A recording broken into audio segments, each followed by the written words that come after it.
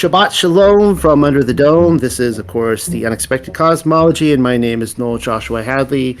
And I've got like 4 mini presentations to give tonight. It'll be varied topics, all based on things we've covered before, but I'll be expanding, of course, on it. And do me a favor for anyone listening on YouTube to like, subscribe, you know the drill. But also, very importantly, leave a message. Just write a quick note. It could be something as simple as hello, or just comment on something you saw in the video you want to add to, whatever. That's just one of the great ways you can help support this ministry, help support the YouTube channel to help it grow. So let's get right into this. The first part that we're going to be going over tonight is called The Lost Tribes of Tartaria. And this was kind of a long time coming for me. Now, this paper right here is attached to the one I'm developing called The Cities of the Millennial Kingdom. And in that, I'm presenting the idea that we are seeing the remnants of the Millennial Kingdom and the cities all throughout the world. I touched so far on Rome and also the UK area, and that was, that really took off. I discovered things in there I was not expecting to discover. It was some great times. And so now I'm looking more towards Asia, or what we would call Tartaria. And I'm going to be asking the questions. The question, is Tartaria the embodiment of the lost tribes of Israel? That's why I'm calling this the lost tribes of Tartaria. The conspiracy this time around is that Tartaria has been scrubbed from his story, but that's not nearly the whole of it. Many will throw names like Nikola Tesla at your feet and claim it was free energy they were attempting to suppress, which, by all indications, is true. I'm not denying that. Still not what I'm getting at, though. My aim here is to widen your peripheral vision so as to include the whereabouts of the 10 tribes of Yasharel. Notice how I didn't call them lost just now. We keep using that phrase, the lost tribes of Israel. And why is that? Most likely it is because our post-mudflood inheritors desired their misplacement to be so. Look, just because they were divorced from the land doesn't mean they forgot who they were and where they derived from. Maybe some did. Certainly not all of them, though. Then again, now that I think about it, our controllers were a wild success in so much as we have succumbed to the spoon-fed narrative. That is to say, we too are lost, having forgotten who we are. Whether you derive from Mongolia or Nigeria, Cameroon or Sweden, Germany or the Navajo Nation, the far greater likelihood is that you too descend from Abraham through one of the tribes of Yasharel. Now, I don't talk about this yet, but I'm going to go ahead and bring this up while I'm here. Whenever I speak to anyone who is a dispensationalist or of dispensationalist thinking, or let's just say Christian in general, it could be Catholic, it could be Orthodox, Evangelical, Baptist, they will say things like, I don't have to obey the commands. I don't have to obey the law, the Torah, the instructions in righteous living, because those were just intended for the who? The Jews. And they say, well, I'm not a Jew, so I don't have to obey it. I'm like, really? How do you know that? I mean, assuming that it's just for the Jews, how do you know that you are not descended genetically from one of the 12 tribes of Yaakov of Israel, who was, of course, the grandson of Abraham? How do you know? Because, of course, the Jews, Yehuda, is just one of the 12. Is this like a game of Russian roulette with your soul that you want to play? Because they were disbanded all throughout the world. And this research, I mean, this could be a 1,000-page book, just looking at where they went in South Africa and like I said, Nigeria, Cameroon, all the way up into Sweden, right? All the way out to Tartaria. And they were everywhere. The 12 tribes, or the 13 tribes, however you want to count, they went everywhere. And the likelihood is that we are descended from Israel through one of the 12 tribes, or I should say descended from Abraham through one of those 12 tribes. There is far more of a likelihood that we are than not. And in fact, it's at least a theory I'm playing with that genetically, if we come to the truth, might as well count us in to the genetics. But that's just even a side note to that. Where was I? I got so excited I lost track of where I was. Okay, so they were everywhere and had already planted their sukkah on the continents of the earth before the advent of the millennial kingdom. I aim to cover a great deal, many of those geographical connections over the following so many pages. However large this paper grows is anybody's best guess. There was a time not so long ago when our map makers knew exactly what was going on, particularly where the Tartars, the Tartar sauce, the Tartar people were concerned. To call to mind the kingdom of Tartary was to invoke the tribes of Yasharel. They were one and the same, which if this is true, guys, if this is true, that Tartary was Yasharel as an embodiment, it's so ironic because many of the people pushing the greater Tartary research, if we're being honest, they hate the Bible. They hate it. So, really interesting. Hopefully you enjoy a topographical projection as much as the next man, because I'm thinking maps will be required of us. In recent decades, hundreds of these intricately hand-drawn charts have surfaced from obscurity, each serving as another clue to our not-so-distant past. I have long pored over them, as I'm sure many of you have, speculating upon the possibilities without fully commenting upon the story that nearly all appear to testify to. This one in particular stands out as the cream of the crop, because look at what is happening. Stage right particularly. The earth has been divided into 3 separate segments according to the sons of Noah. Africa has been given to Ham and Europe to Japheth. Those places we know about. If you don't believe me, then I will ask you to read Yovelim or Jubilees chapter 8 for yourself, which goes into great detail about the dividing up of the earth. But then check out the pink stain on the map. I didn't say pea stain, just that may have come out that way, but the pink stain. It includes China and India, Russia and Mongolia in the Far East, as well as modern-day Syria, Turkey, Israel, Iran, Saudi Arabia, and all the stands, Pakistan, Afghanistan, go down the list, there's a lot of stands, of the Middle East. Grand Tartary belonged to Shem. Now, there's some more maps for your consideration there on page 3, and I could have added many, many more, just keeping it simple. As well as a little snippet here that I pulled on Genghis Khan from Wikipedia. There are, of course, dozens of maps depicting Grand Tartary. They fluctuate in size depending upon the year and the map maker's mood. Have you ever visited a teppanyaki grill? The chef takes out his meat cleaver and slices and dices right in front of you while the flames are hot. Now, perhaps I mispronounced teppanyaki grill. As you guys know, I am terrible with pronunciations. Last week was a huge embarrassment that, I'm talking about Ed McMahon, and I'm lost in my own writing. I'm like, Ed McMahon, and no, that was not a Mandela effect. That's just me being terrible at pronunciation. Very simple names like Ed McMahon or Genghis Khan. So here we go. this is often like that. I could show you any number of maps. I could show any number of maps to you, and then you would tell me very few can agree. What does seem certain in all of this is that Genghis Khan has something to do with it. If you need a refresher, our Illuminati written history books portray him as a brutal emperor who massacred millions of Asian and Eastern Europeans. Maybe he did, maybe he didn't. I don't really know. But yeah, that guy.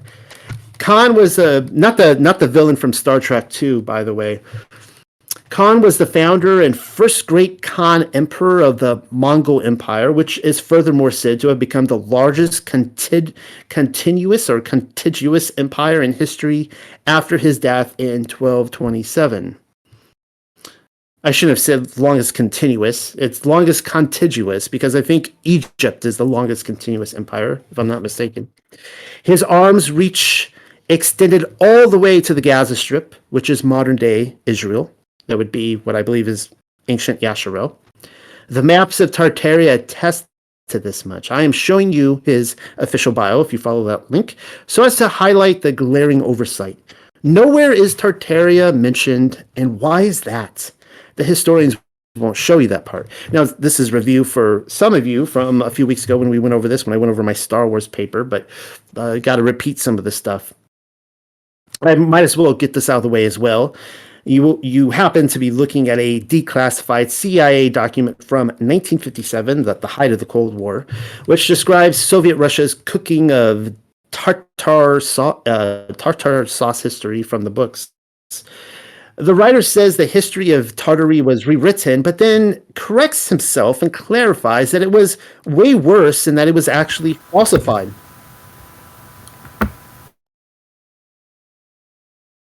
All right, well, let me try that again. The writer says, take two.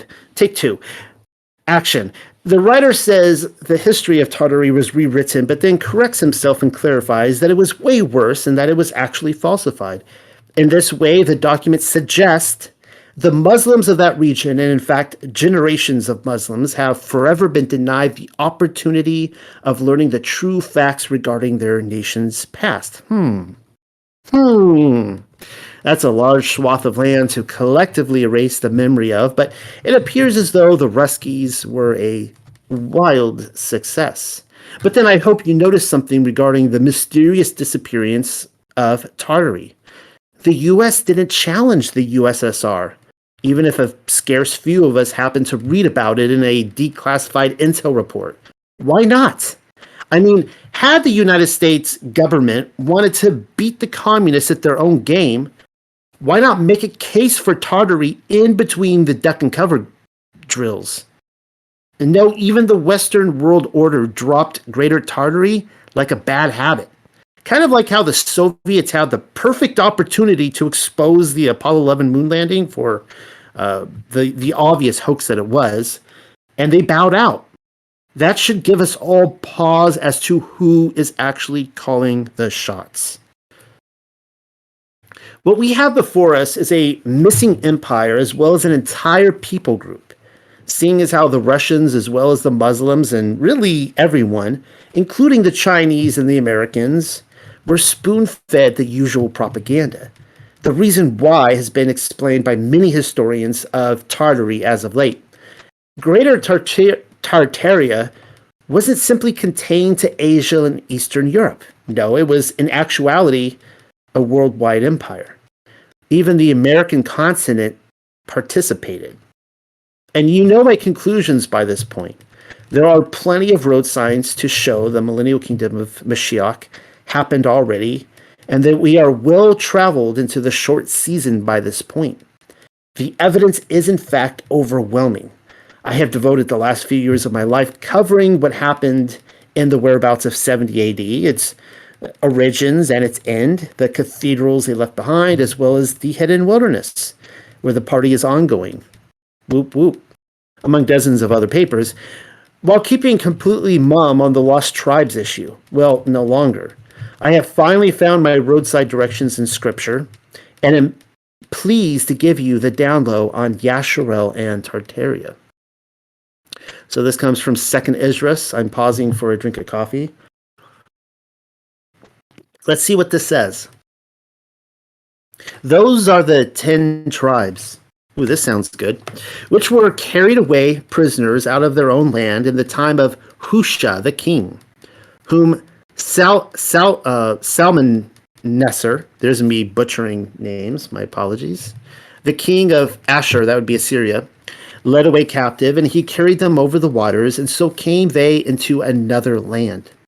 But they took this counsel among themselves, that they would leave the multitude of the heathen, and go forth into a further country, where never mankind dwelt, that they might there guard their statutes, which they never kept in their own land. And they entered into Perath by narrow places of the river. For the Most High then showed signs for them, and held still the flood, till they were passed over. For though that country there was a great way to go, namely of a year and a half, and the same region is called Arzareth. Then dwelt they there until the later time. And now when they shall begin to come, Elion shall stay the springs of the stream again, that they may go through. Therefore saw you the multitude with peace. 2 Esdras 13:40 through 47. And I just thought of this. This is not covered in this writing. I just thought of this. I wonder if, this Perath, which some people would say is the Euphrates River, but I wonder if this is actually talking about the land bridge. I just thought of this. That's really interesting. That it held back the water so they could cross over this year and a half journey. The fate of Yasharel is told to us in 2nd Esdras. They were hauled out of the land by the Persians to places like Nineveh, but then eventually hauled the U-Haul trucks east to a region called Arzareth. The last mention that we have of the lost tribes, to my understanding, is in the book Tobit. Great read. But they just talk about the lost tribes sitting around in Nineveh, and then that's it. We don't know what really happens to them after that. So that's the key in all of this. Arzareth. It's not a mythological name if that's what you're thinking. The writer didn't just make a word up because it left a good aftertaste in the ears of his reader. No, Arzareth was a real place which could be found on topography, even if mankind had never dwelt there. He was giving us their coordinates, and I finally know where it is. At least I think I know where it is. I offer you another map of Tartaria. Study it well. There are literally dozens of these maps, though I think this one in particular will nab your interest. I make no promise of others, and so you may need to refer back to it. I trust you at least know where Greater Tartary was in the general vicinity of the world. Russia mainly, but also Mongolia. The map is dated to 1598 and actually covers a large swath of Asia. These two bodies of waters in the upper left-hand corner is the Black as well as the Caspian Sea. On the left there, not on the right. The mountain range to the south is the Himalayas, where in India and China are nestled. It shouldn't be too difficult locating Japan, the green island in the ocean. The massive land on the far right is a sloppy depiction of Alaska, Canada, and California. And so find a ship passing through the Bering Strait, northbound. The land of Arzareth is portside to the ship. Here is a closer view if that helps. Arzareth is in bold print. Difficult to miss it. Not an innuendo either, seeing as how the mapmaker was kind enough to include a 2nd Esdras 13 reference. It says 4th Esdras chapter 13, but that's the same thing as 2nd Esdras. I will remind you that the map is dated to 1598. The world has certainly changed since then, no? Gone are so many of these cities and place names. Try to find Tartaria in any modern history book for starters, but then what about some of these other references like Danarum and Naphtali-Taru? There are two of your lost tribes right there. I could show you, of course, other maps, and you could see Reuben in there. Like the tribes are accounted for. They're there in Tartaria. Dan have the habit of naming all sorts of places after themselves, it seems. Denmark, Sweden immediately comes to mind. There's other places all over the world. The other tribes, they didn't seem interested in naming places after themselves. Dan was really into that. They like to leave their mark. Ha ha ha, the mark of Dan. Telling us that they not only moved west, but they also had a hankering for the northernmost territories, much as it was during their tenure in Yasharel. If you guys recall, they were the first to forsake their inheritance and they moved further north. And it is interesting that all throughout the world, the northernmost places is where you kind of tend to see Dan. I don't know why that is, but that's just the way it is. Now we have some beautiful pictures here of a place called, well, it used to be called Quincy. Really, there's so much to explore that I don't even know where to begin. A prominent feature on the map can be found just to the south of Arzareth. Marco Polo explored Quincy on his travels and referred to it as the city of heaven. I mean, you look at those pictures and it's like, I get it. It was beautiful. Stamp that onto your passport, why don't you? I'm sold. Today, the city is known as Hangzhou. And though our controllers have undoubtedly done their part to carve it up from something once resembling a star fort city on the water into the unrecognizable, remnants of the once glorious, I'll say it, Millennial Kingdom city can still be discovered. I am pausing to show you this because Arzareth is a place, but also a general term referring to the entire region. That couldn't be any more evident than with the Dan and Naphtali references. The tribe of Yasharel weren't simply instrumental in cultivating the Far East, though. No, the land itself was uninhabited before their arrival, as Esdras tells us. They built it from the ground floor up, and everybody, including the map makers, knew it. Believe it or not, the very name Arzareth derives from the Torah, and boy, does it have a story to tell. You can read all about it in Deuteronomy. And Yahuwah rooted them out of their land in anger and in wrath and in great indignation and cast them into another, that would be, I guess, Eris, land, Heret, and it is this day. The secrets of Yahuwah Eloheinu are given to his children and their sons forever and ever, that they may observe every word of the what? The Torah. That they may observe every word of the Torah. Repeat that as over and over and over again, and still tell me that Yasharel was not kicked out of the land because they forsook the Torah, and that they were taken to another land so that they may observe it forever. Some serious cognitive dissonance on that one. Deuteronomy 29, 28 through 29.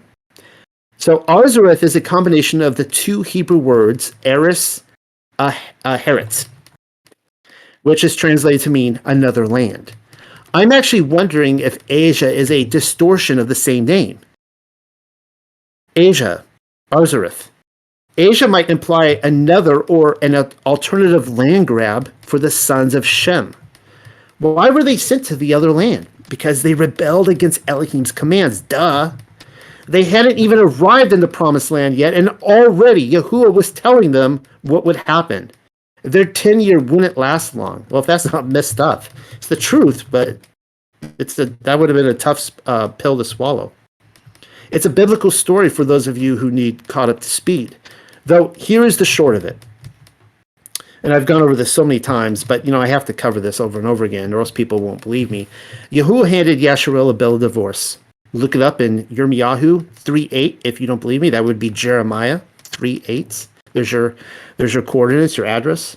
And the thing about a divorce is that it's final. There was no returning to the land from which they were vomited. It's not like he didn't give them another chance in Asia or Arzareth, though. And look at the reasons why Yahuwah didn't give up on them. That they may observe every word of the Torah forever and ever. The ever was added for those who argue that forever is only a temporary word, LOL. Nearly everyone thinks they can do away with the Torah and that it will turn out different for them. The sons of Yasharel were no different than most modern day Christians, apparently. Now, I had started a few pages ago, or I had stated a few pages ago, how there are dozens of maps in antiquity worth referencing, as they nearly all seem to show the same results. Well, here's my favorite of the bunch. It's the Urbano Monte composite map, which I so often talk about. There's a link to the actual homepage for the map. And if you have it, just go there, explore it, spend hours. You can spend a whole day just looking at every little detail. And I have yet to discover everything in there. It is so incredible. It's dated to 1587, though just between you and me, the one is an I for Jesus, telling us that the year of its creation is actually 587. And look, there is Arzaret precisely where Tartaria or Tartary ought to be. Land of the unicorn, apparently. Unicorns are a symbol of Ephraim, you know. Underneath the name Arzaret is a phrase, dual sone diaco tribu de Israel. Those are foreign words. I'm detecting a hint of Latin.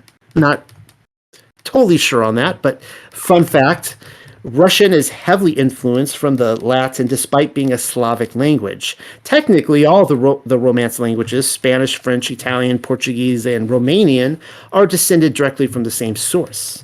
Now, you know, people talk about how it's amazing how people in different countries can speak all these different languages. Well, it kind of helps if you can learn a Romance language because they're all kind of dependent on each other. You kind of learn one Romance language and then you get a second, a third, and they all kind of start rolling off the tongue. Anyways, Latin. It's a good thing that I took Latin in college. True story. But then you should know in all confidentiality that I failed the course. Another true story, unfortunately. Mostly because I handed in a blank final. I actually sat there for the whole final. I didn't fill out. Yeah. Anyways, the professor just looked at me with these wide eyes, like, "What? How could you?" Yeah, I was a rebel like that. And to what end? If only my professor had told the class it was the official language of Tartaria we were learning, or perhaps I should track him down some 2 decades later and let him in on the news, hoping he can translate the message for me. Then again, the old man is likely dead by now. He was pretty old, 20-something years ago. Yah rest his soul. My only hope is to come out of retirement and give it the old college try. So here it goes. Arzaret with 2 pronunciations and 10 tribes from Yasharel. That's my translation of it. Supposing I translated the entire line correctly, then that's a message I can fall behind right there. Because, as you all know, I can barely pronounce the names of foreign people and places correctly, given that I fall on the California spectrum of post-Babel tongues. And so if there are 2 different ways of pronouncing something, then I have a fighting chance. The elephant in the room in regard to the Urbano Monte map, and there's actually a lot of elephants in the room, but is that it shows an actual elephant being carried off by a bird. But then an even bigger elephant is in how Urbano unashamedly lists a great deal many pre-existing cities across North America, conveniently where the World Fairs were held. On closer inspection, they are a hop and a skip away from Arzareth, right across the quote-unquote land bridge, which the Smithsonian people keep talking about. Kind of makes you wonder if the people of Arzareth walked any place, if you get my drift. Give me a moment for the usual cut and paste, and I will show you what I mean. Among North America's cities, you should be able to spot the capital city of Quivira, of the Quivira province, easily enough. It's over there on the left of this picture, parked right alongside the 2 Tatankas. We are told that Quivira was a mythological city, one of the 7 of gold, which the conquistadors sought after. But come on, you and I both know St. Louis when we see it. I'm thinking Chiogiga is none other than Chicago, or what I've also referred to as the mythological city of Chilaga, the same thing as Chiogiga, Chicago. There are dozens of other cities, and it's a shame that they destroyed them because think of all the revenue from the world fairs. You will get cutes and tell me the cities of the plain are Native American villages. Amazing then how San Francisco is listed among them. I wonder which tribe that one belonged to. Miwok, is it? I will remind you for the third time that the date on the map is I-587, or 1587 if you must persist.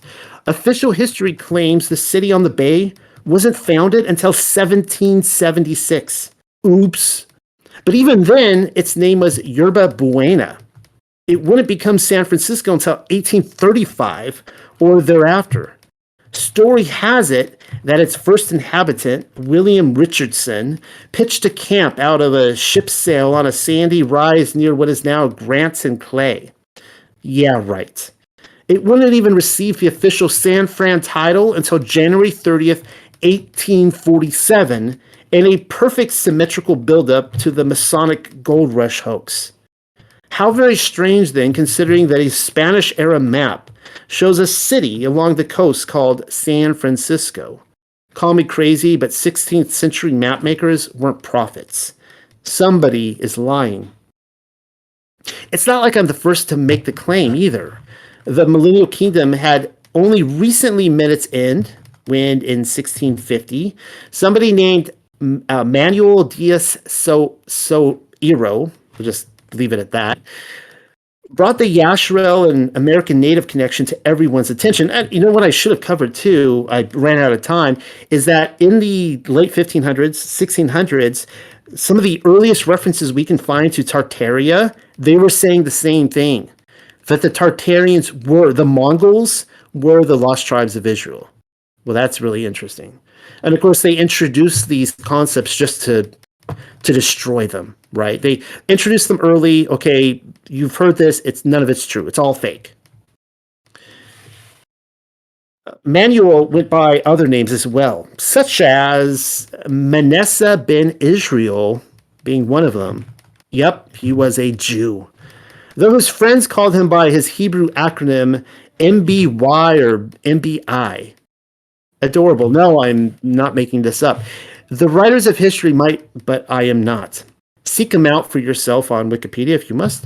He's also listed as a Portuguese rabbi in Amsterdam, if you can make sense of that. A Gematria fanboy and Kabbalist, a diplomat, and is also claimed to be the founder of the first Jewish printing press. Busy boy. Between you and me, he looks like a Jesuit. That's just a hunch, though. His group of friends were equally interesting. Many of them, including millenarian Petrus Serrarius, I murder these names, were promoting the same thing, millenarianism. Whatever. It's not a skin condition. Manasseh ben Israel's book, The Hope of Israel, promoted the idea that the Native Americans were the lost tribes of Yasharel, and furthermore, that their discovery was a heralding sign of the coming Messianic era. That same year, in 1650, isn't that interesting that my thought is that the Millennial Kingdom came to a close around 1500 or so, and you see the Zionist movement start to pop up right afterwards. Very interesting. That same year in 1650, Thomas Thorogood would go down as the first English author to make the case. Try to read his book title in one breath. Jews in America, or Probabilities that those Indians are Judaical, made more probable by some additionals to the former conjectures. That's his book title. From there, the Lost Tribes idea continued with establishment men such as Cotton Mather, you probably heard of him, the New Jersey lawyer Elias Boudinot, and the Quaker leader William Penn.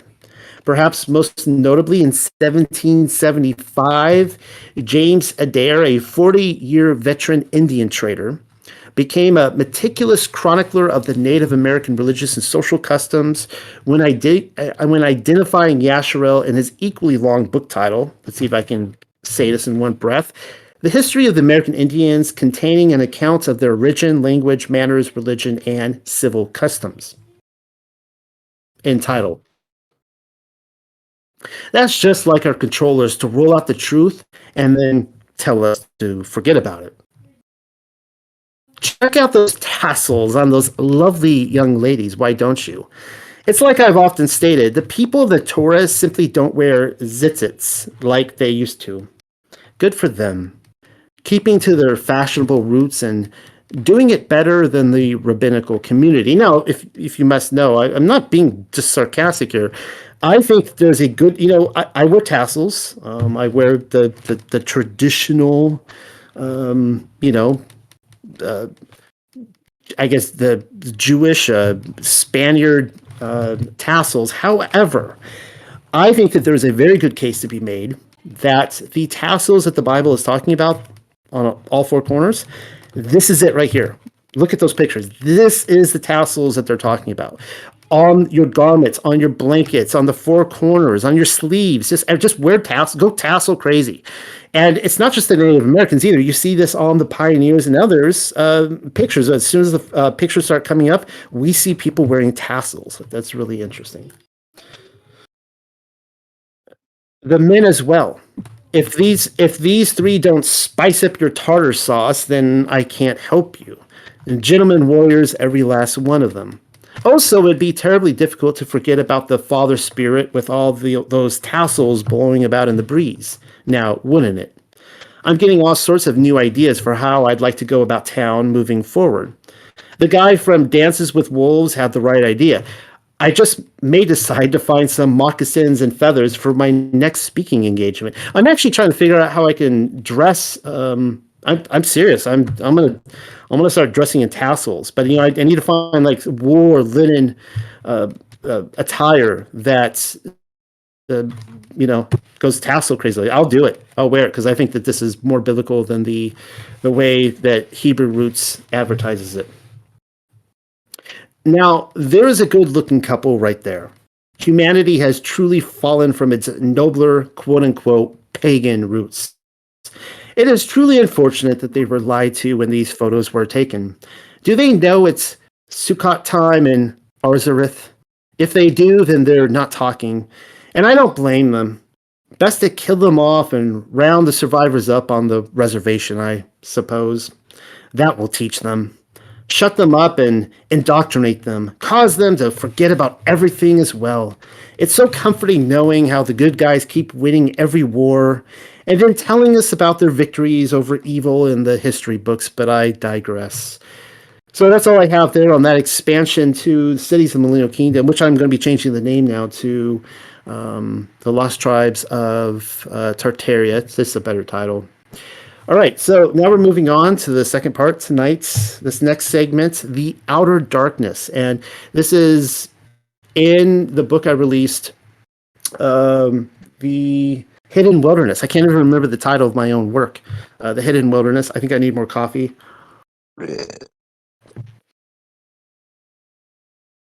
Thank you, Free Flow. The Outer Darkness.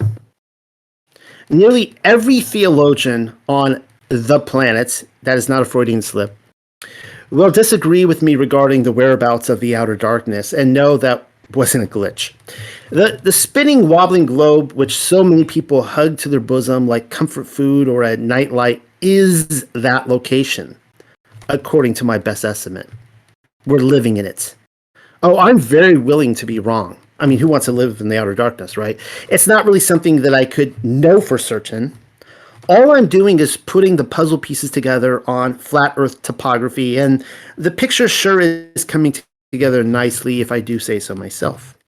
Only recently, I asked you to pull the ecliptic dial off the Prague clock and lay it over the moon map. Now, I say only recently, it was like a chapter or two ago in the book, all right? So we're following chronologically here in the book, but just as a quick review, I showed how the moon, of course, has a map on it that, our realm, our side of the realm, but what you would call the AE map is like maybe half of it, of the greater realm, but it's more like a third. But we might be the 33%, 33 degree, right? We might be the 33%. Land of the 33, percent of the fallen angels, And that I kind of think that that's the point of that magic number, who they're actually worshiping, the 33%. Only a portion of our greater Rome could be read at any one time. If you happen to lay it down upon its current coordinates, which is to say in league with the circuit of the sun and the moon, then the circle of our known world remained visible, whereas the greater Rome was concealed by the crescents. Okay, so if you can think about, and you'll see illustrations on the following pages, but if you could think about the Earth as a circle, and that the entire moon, the map is on the moon, then our realm would be like a circle within the circle, and the parts of the map that is not within the circuit of the sun and the moon, it forms a crescent. All right. Hopefully you can all kind of envision that in your head. I don't know if you noticed, but the crescent moon just so happens to be one of the most common symbols in the game of heraldry. I even included 2 coat of arms directly over the chapter heading, the outer darkness, just to start us off on the right foot. So refer to that again if you'd like to. There are crescent moons on there. As we could see here in a Wikipedia article for symbols of Islam, it says the crescent is usually associated with Islam and regarded as its symbol. The crescent and star symbol became strongly associated with the Ottoman Empire in the 19th century. By extension, from the use in Ottoman lands, it became a symbol also for Islam as a whole, as well as representative of Western Orientalism. Now, Islam, I will confess, Islam is a big mystery to me. Big mystery. There's a lot more I would like to look into Islam, the Muslim faith, the Quran, so on and so forth. But it was interesting in the CIA declassified doc from 1957, where they say in there how Islam has been lied to by Russia. That whole land was Tartaria, and their very identities they've been lied to. So that's something to consider in all of this. Most people will turn immediately to Islam, likely in protest, thinking what I'm trying to advocate can't be quite right. Especially since the crescent moon is a cake topper decorating the domes of mosques across the Islamic world. And I've been to many places across the Islamic world, and I can testify to this. Well, then the controllers of Islam have just as much right to play the controlled opposition game as the Pope of Rome and the controllers of the other prime religions. But there is something that you should know. Though it is true that the crescent is allied with Islam and regarded as its symbol, it is a recent association, thanks in part to the Ottoman Empire in the 19th century. That would be the 1800s. Only afterwards did it become a symbol of Islam as a whole. That little known nugget of information only took me a moment to look up. Wikipedia lays it out in one of its articles. We are not told about the mud flood reset, but they needn't have to. The lights went out on the world stage, and when they turned on again, the Muslims were cradling the crescent moon in their lap.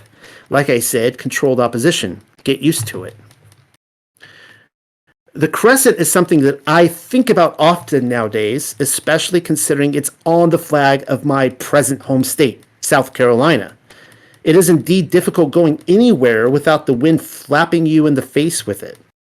What most people don't realize is that the modern flag wasn't adopted until January 26, 1861. That would be the start of the American Civil War, which would line up with the formation of the Confederacy. It is during that assembly meeting when they added the palmetto, because we are, of course, the Palmetto State. Not the Crescent Moon State, but the Palmetto State. I'm not sure why they added the palmetto, but if I had to guess, it was to give the federal government, as well as Lincoln's federal income tax, the finger. I will remind you that the present flag is the Confederate flag. Apparently, cancel culture hasn't caught on to that yet. They'll get there once, their education, they're a little slow in this kind of stuff. I probably should have mentioned that in the video because all it takes is one to hear it. Prior to that, the crescent had already been a prominent feature, technically the flag's only feature, when South Carolina was a leading member of the 13 colonies. William Moultrie, we had a fort named after Moultrie, is accredited with the design in 1776. He employed it during the defense of Charleston. The Brits shot it down. A Sergeant William Jasper raised it up to rally the troops, and the rest is history. Why is liberty stitched into the crescent? I know what liberty is, but do you know what liberty is? It just so happens to be scribbled precisely where the hidden wilderness resides. And so, what were the original flag makers attempting to convey with a message such as that? Considering all that we've learned, it's difficult not reading between the lines with something like that. Even among my own hidden wilderness crew, the mere idea that we are residing within the outer darkness will not always be easily accepted, because who wants that? I have been told that the prog clock proves us to be in the lit portion, whereas the real estate symbolized by the crescent is the dark, but that is not how the light of the moon works. Just looking up at the next waxing crescent, just look up at it, why don't you? Or waning for that matter. It is not difficult to see what portions of the moon are lit. We're not residing in the lit portion. No, we're in the dark. Telling someone that they reside within the circle of the crescent coat of arms isn't necessarily a compliment. I totally understand that we have a sun to light up the skies some of the time, but that just plays right into the hand of the Shadowland allegory. Plato's cave and all that. Everything is but a shade of the true heavenly reality. This goes way back to the mystery religions. And of course, Plato was just getting his information from Egypt and Babylon and so on and so forth. This goes way back. That from the very beginning, they would talk about how the sunlit land is actually the shadow land, right? It's not the true form. The moon giving forth her own light should be your first clue. She doesn't need the sun, despite what the Copernicans might claim. Likewise, every hidden wilderness reference that I can find insists the blessed land is somewhere on this earth, well beyond the sun's horizon, but that it is also illuminated from a source far brighter than anyone in the sunlit world could imagine. We know the light of the world and who that is, and that the darkness does not recognize it. But also, the fact that the self-giving light forms a crescent is easily explained. And I will if you'll let me. So we see here Genesis 1:16, and Elohim made two great lights, the greater light to rule the day and the lesser light to rule the night. He made also the stars. And then we see in Matthew 24:29, immediately after the tribulation of those days shall the sun be darkened, and the moon shall not give her light, and the stars shall fall from heaven, and the powers of the heaven shall be shaken. But then I just realized something. I told you the moon gives forth her own light without backing up the claim. Somebody is bound to complain from the astronomy club. Say no more. I have included Moshe's account of creation as well as Yahusha's prophecy of a coming tribulation, and nowhere do I see a rock doubling as a reflector. Then again, show me an actual ball that does what the physics people claim. For most of you, this discussion belongs in a Hebrew Cosmology 101 crash course and is all review. Hang in there. Do something constructive while you wait on my explanation to the globe huggers. Clean the house or go jogging or knit a sweater or something. You know who we're dealing with. Thank you, the management. I have heard many ball lovers claim Mashiach didn't have the time to educate people about cosmology, and so he simply agreed with Moshe so as not to argue. I read this a lot. It's pretty hilarious. Like people are actually claiming, oh yeah, Yahusha, he knew better, but he didn't want to go argue with their arrogance. Because there was a cross to be hung from, and there were already Greek philosophers to educate everyone on the subject. Hilarious. They seem to overlook the inconvenient fact that he is the Word, which tells me that he actually dictated the two lights narrative to Moshe. But we are not allowed to connect those scripture verses in Sunday school. Now, this is the part that has me really excited right here. In optics, caustic is a curve of concentrated light.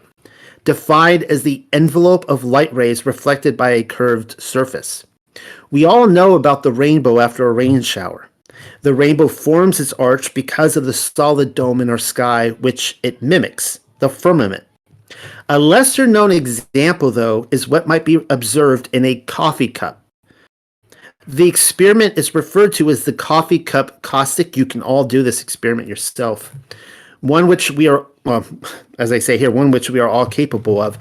Given a strong concentrated source, the provided light will reflect off the inside of the cup, forming a curved or crescent line.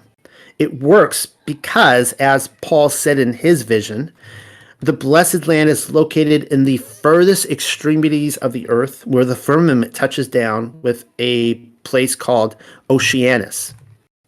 The outer darkness is referred to on a few separate... Okay, so as you can see, what I'm saying here is that you can see there's an actual crescent that goes around the circle of the earth that is just pure light. And you would have the revolution or the circuit of the sun and the moon in the center portion there. That would be the sunlit lands. What I'm suggesting to you is actually the outer darkness. The outer darkness is referred to on a few separate occasions throughout the Bezorah of Mattathiyahu, and I intend to take you through them, though here are the references if you would rather commit to a hidden wilderness Bible study on your own. Mattathiyahu, Matthew 8:12, 22:13, and 25:30. Well, here is the first mention. And I say unto you that many shall come from the east and west, and shall sit down with Abraham and Yitzchak and Yaakov in the kingdom of heaven. But the children of the kingdom shall be cast out into outer darkness. There shall be weeping and gnashing of teeth. That comes from Matthew 8:11 through 12. The emphasis seems to be on the kingdom of heaven arriving in one location only to have the rebels removed to another. That other would be the outer darkness. But then something that I never noticed until it was pointed out to me the other day is that the children of the kingdom would be the ones removed from the premises. I mean, I had read that before and always took it to mean the Jews of Mashiach's generation, but now I'm not so sure. That may still be the case. I'm just wondering if the children of the kingdom are inferring the offspring of the millennial kingdom, which is us, by the way. So let me just read that quickly again. But the children of the kingdom shall be cast out into outer darkness.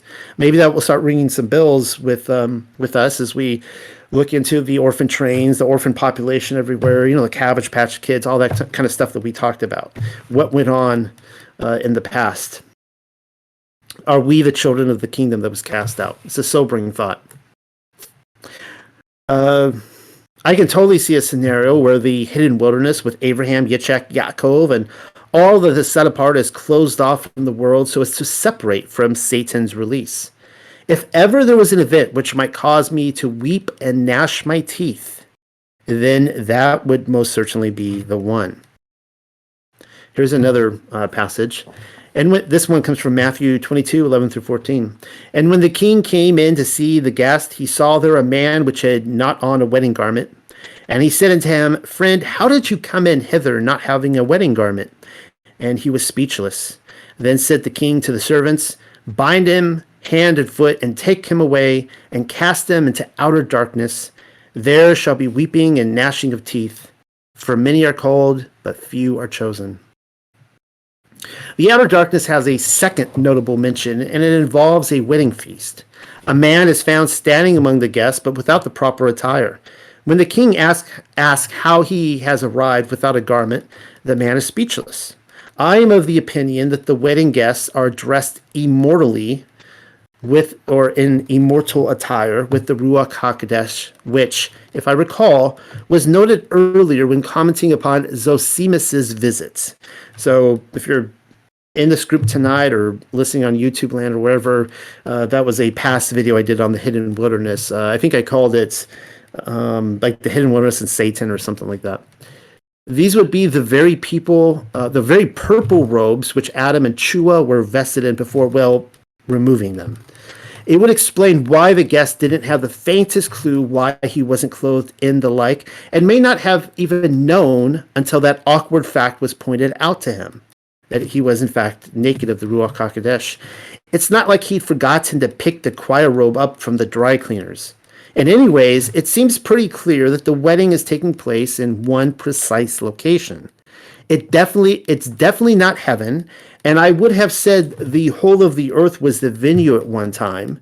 But then after everything we've gone through, forming a mental image shouldn't be too difficult. One man is being removed in this scenario, and not millions upon millions or even billions of them. He had entered a premises where he didn't belong. Even gotquestions.org is pressed to admit that something is amiss in the hidden wilderness, not the hidden wilderness, the outer darkness discussion. Nearly all theologians claim the outer darkness is a reference to hell. But apparently that's not the case this time around with the internet Q&A people. Here's their direct quote. Perhaps the place of judgment is pictured as dark because the absence of God's cheering presence. It then follows with several Bible memory verses. For once, I find myself in agreement with them, with God questions. Usually I completely disagree with them. The outer darkness is a place of consciousness. It isn't Sheol, and it doesn't appear to be the abyss, nor does it sound like the lake of fire. Sheol is dropped into the lake of fire in Revelation 20:14 once and for all. Death itself is done away with. The destruction is irrevocable. It would be indeed strange for someone to be tossed into the lake of fire only to die and go to Sheol, but then be extinguished once and for all in the lake of fire. Nor have I ever seen a single reference to the lake of fire being a place of darkness. The Got Questions crew is absolutely correct in suggesting a place of spiritual darkness, kind of like the world we inhabit today. And like I said, they include Bible verses. Let's look at them. This comes from Psalms 104, 29 through 30.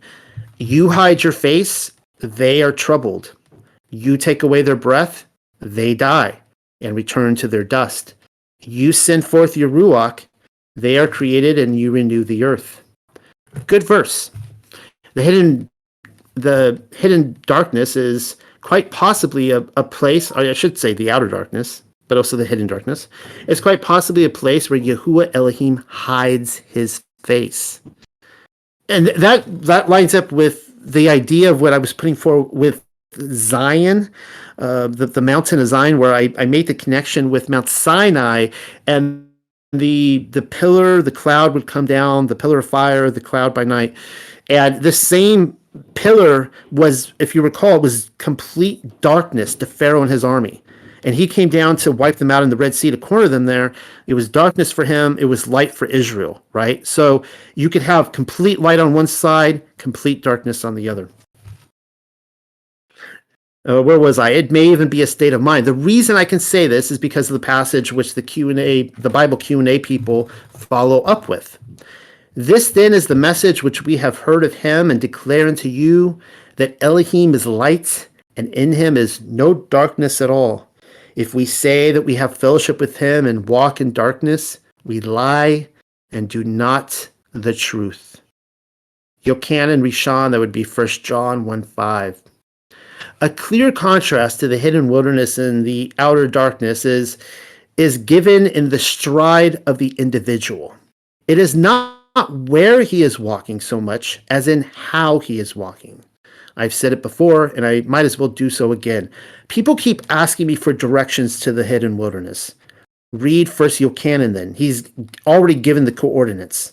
The problem is that very few people like the answer. We either live in accordance with the light now, or we lie to others as well as ourselves in thinking we will ever rise above this present darkness. And then we see in Yochanan Rishon, 1 John 2:11, one chapter over, but he that hates his brother is in darkness and walks in darkness and knows not whither he goes, because that darkness has blinded his eyes. The problem with life in the outer darkness, if this is indeed the outer darkness, and I'm growing more convinced that it is by the moment, is getting people to recognize the street signs. The illiteracy is by design. A spiritually blind person is someone who has been excused from Yahuwah's favor. He walks about thinking he's inhabiting a spinning, wobbling globe, hurtling at hundreds of thousands of miles per hour through a vacuum of infinite space, because the truth of our cosmology as well as the greater realm has been removed from him, so that even the simplest observation regarding the flat horizon goes in one ear and out the other. The wool has been pulled over nearly everyone's eyes. It had to be that way, though. Yahuwah employs the use of darkness to conceal his holiness from those who'd rather not take part in his set-apart ways. It is a state of mind, but it is also a place. That is made abundantly clear in the closing chapter of the Bible. So Revelation 22, 23 through 27, and then we'll see 22:15. And the city had no need of the sun, neither of the moon. We saw that why the coffee cup, and and maybe New Jerusalem will touch down in the center of the earth. I don't really know. I have showed you that there is perhaps an argument to be made that New Jerusalem has already touched down and that it's on the earth, and it's not in the center; it's along the crescent, in the land of independence or liberty, I should say, the land of liberty. True liberty. Let me start this again. And the city had no need of the sun, neither of the moon to shine in it, for the glory of Elohim did lighten it, and the Lamb is the light there. And the nations of them which are saved shall walk in the light of it, and the kings of the earth do bring their glory and honor into it. And the gates of it shall not be shut at all by day, for there shall be no night there. And they shall bring the glory and honor of the nations into it. And there shall in no wise enter into it anything that defiles, neither whatsoever works abomination nor makes a lie. But they which are written in the Lamb's sefer of life. And then jump over to verse 15. Blessed are they that do his commandments. Well, there it is. That they may have right to the tree of life and may enter in through the gates into that city. So who has a right to the tree of life? Those who believe that Jesus historically existed? Wrong answer. The people who do his commandments. It couldn't be any more clear. For without are dogs and sorcerers and whoremongers and murderers and idolaters and whosoever loves and makes a lie. Not just those who make a lie, but those who love a lie. Light that pipe and smoke on it for a while. Whosoever loves a lie. We know a lot of people out there like that. The context of both of these verses is NY. That's not New York. I'm not referring to New York. I'm referring to New Jerusalem. Nothing impure nor abominable can enter the city, and we have already seen those who lie in 1 Yochanan. They are walking about in the darkness, completely clueless to the light. The other thing which Yochanan mentions are the sorcerers, murderers, idolaters, whores, something about dogs, those are unclean animals, and there are the liars again. The liar pants on fire part once again reminds us that they may be self-illuminated, but they are still wandering around, slapping for a light switch in the dark. I'm getting the impression that they're still living. Are you getting that impression? Because I am. These aren't dead souls in Sheol. I have long felt this way. It wasn't until rather recently when I set out to uncover the outer darkness and I realized what is happening here. The sinners aren't just sitting around in a ditch upset at the fact that nobody is sending them an invite. No, it's not like that at all. After everything we've been through, I shouldn't even have to explain this to you. They haven't the faintest clue. All right, so hopefully you guys enjoyed that. Hopefully that was informative.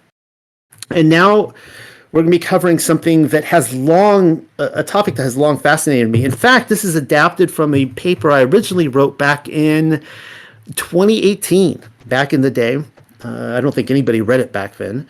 Probably still haven't yet. But You will tonight. At least this. So this has been added to the Wastelands of the Seraphim, and I'll quickly point out too that I think that the first paper I ever covered on the potential that the Millennial Kingdom happened was this one right here, Wastelands of the Seraphim.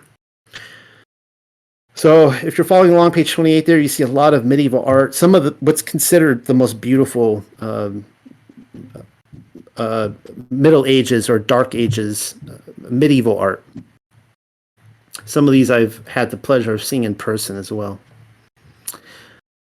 Look at the difference between medieval art and that of the Renaissance. Why don't you? I have just delivered something like 2 pages of surviving masterpieces for your consideration, all of which derive from the lost world of the Middle Ages. When I finally get around to the Renaissance, and I have covered much of it in the past, you will see that they are clearly at odds with its predecessor. Medieval art was intended to teach morality lessons using scripture as its peripheral vision, all of which directed the soul towards a heavenly pilgrimage, whereas the Renaissance gloried in the individual. This is Art 101 stuff, by the way, and I'm not making it up. This is just the analysis that you'll get in Art 101 between the Dark/Middle Ages medieval artwork and the Renaissance. Complete contrast. And there's even a word for it. Humanism can be defined as an outlook or system of thought attaching prime importance to the human individual rather than the divine or supernatural. That's just a nice way of saying the Renaissance controllers sought to usurp Elohim by igniting the divine spark within, and they used art to do it. Another word deriving from the Renaissance is individualism. If that doesn't describe what we're seeing today in the world with like the transgender movement, I don't know what it is. I mean, it's all about creating the God within, right? You're manipulating nature within to become your own creation, to become higher than Elohim. So individualism, which, as you can probably already deduce, stresses the philosophical role of each person within the hieroglyph. The very word Renaissance means rebirth. How many of you knew that? It was a movement which is said to have originated in Italy, but then swept like a wildfire across Europe, devouring nearly all facets of life, not only in art, but in the political arena as well. Propagandists like Francisco Petrarch, Leonardo da Vinci, and Dante had a heavy hand in classifying the medieval period as slow and dark. Get it? The Dark Ages. Simply adorable, especially since we just talked about the outer darkness. And they're saying that the Dark Ages was, the Millennial Kingdom was the darkness. We're not in the outer darkness now. They were in the darkness. For them, it was a stagnant period without growth, apparently without bathrooms too, education or innovation, and an unwelcomed interruption from the pre-Christian world. To sum this up, mortals of the Middle Ages studied ancient literature to learn about the creator of heaven and earth, whereas the patron saints of humanism exhumed the ruins of Greece and Rome, the beast of old, so as to glory in themselves. And so now you can see here another page or two of the stark contrast with Renaissance art. And I'm not even getting into Baroque art by this point. This is just straight up Renaissance. Eventually, every man has a decision to make. And I chose to go with only 1 page of Renaissance art rather than 2. I don't know, perhaps I will add to the collection in a second draft. It just seems to me that the point has already been made. Rebirth art, that's what Renaissance means. Rebirth art had a curious renewed interest in the pantheon of paganism, and taking one's clothes off was suddenly all the rage. We're talking naked dudes and boobs assaulting every passing patron from the canvas. And I haven't even gotten into Baroque art yet. Told a lot of naked dudes and boobs in that. Without even breaking down the esotericism as well as, I don't know why I say esotericism twice, breaking down the esotericism as well as the the eroticism. Actually, it's getting late. I can't read, but that I wrote it right. Breaking down the esotericism as well as the eroticism, it's not difficult to see the blatant rebellion against the Most High Elohim that is taking place. What the occult managed to do, though, and rather brilliantly, is come right out into the open while repackaging it successfully as Christianity. But then something else changed between the centuries as well. Take a closer look at the collage on the left, in errant contrast with the Baroque Luca Giordano's depiction of fallen angels on the right. Evil angels, as well as unclean Ruachoth, were often depicted as serpentine dragons or gargoyle-like devils during the Middle Ages. That all went away afterwards. Renaissance artists gave them buns of steel and chabangas. Check out their chiseled thighs. Where is Michael, that would be Michael, where is Michael the Archangel sending them to? The US of abs? I pause for your laughter there. We're filled with all sorts of Jungle Cruise jokes tonight. Only chubby cherubs are choosing to stay behind with the milk cart. For whatever reason, the art makers decided that fallen angels no longer looked like dragons. Is it any coincidence then that the general public ceased believing in dragons? Why the switch of perception? And among nearly all the artists too. I think I know. There has ever only been two dominant transmitter devices for the spread of paranormal perception on this side of the spiritual curtain. Words and images working together. FYI, I have just described the human brain. The left side of our brain handles reading, writing, and calculations in our day-to-day, and is referred to as the brains of the operation, where logic is concerned.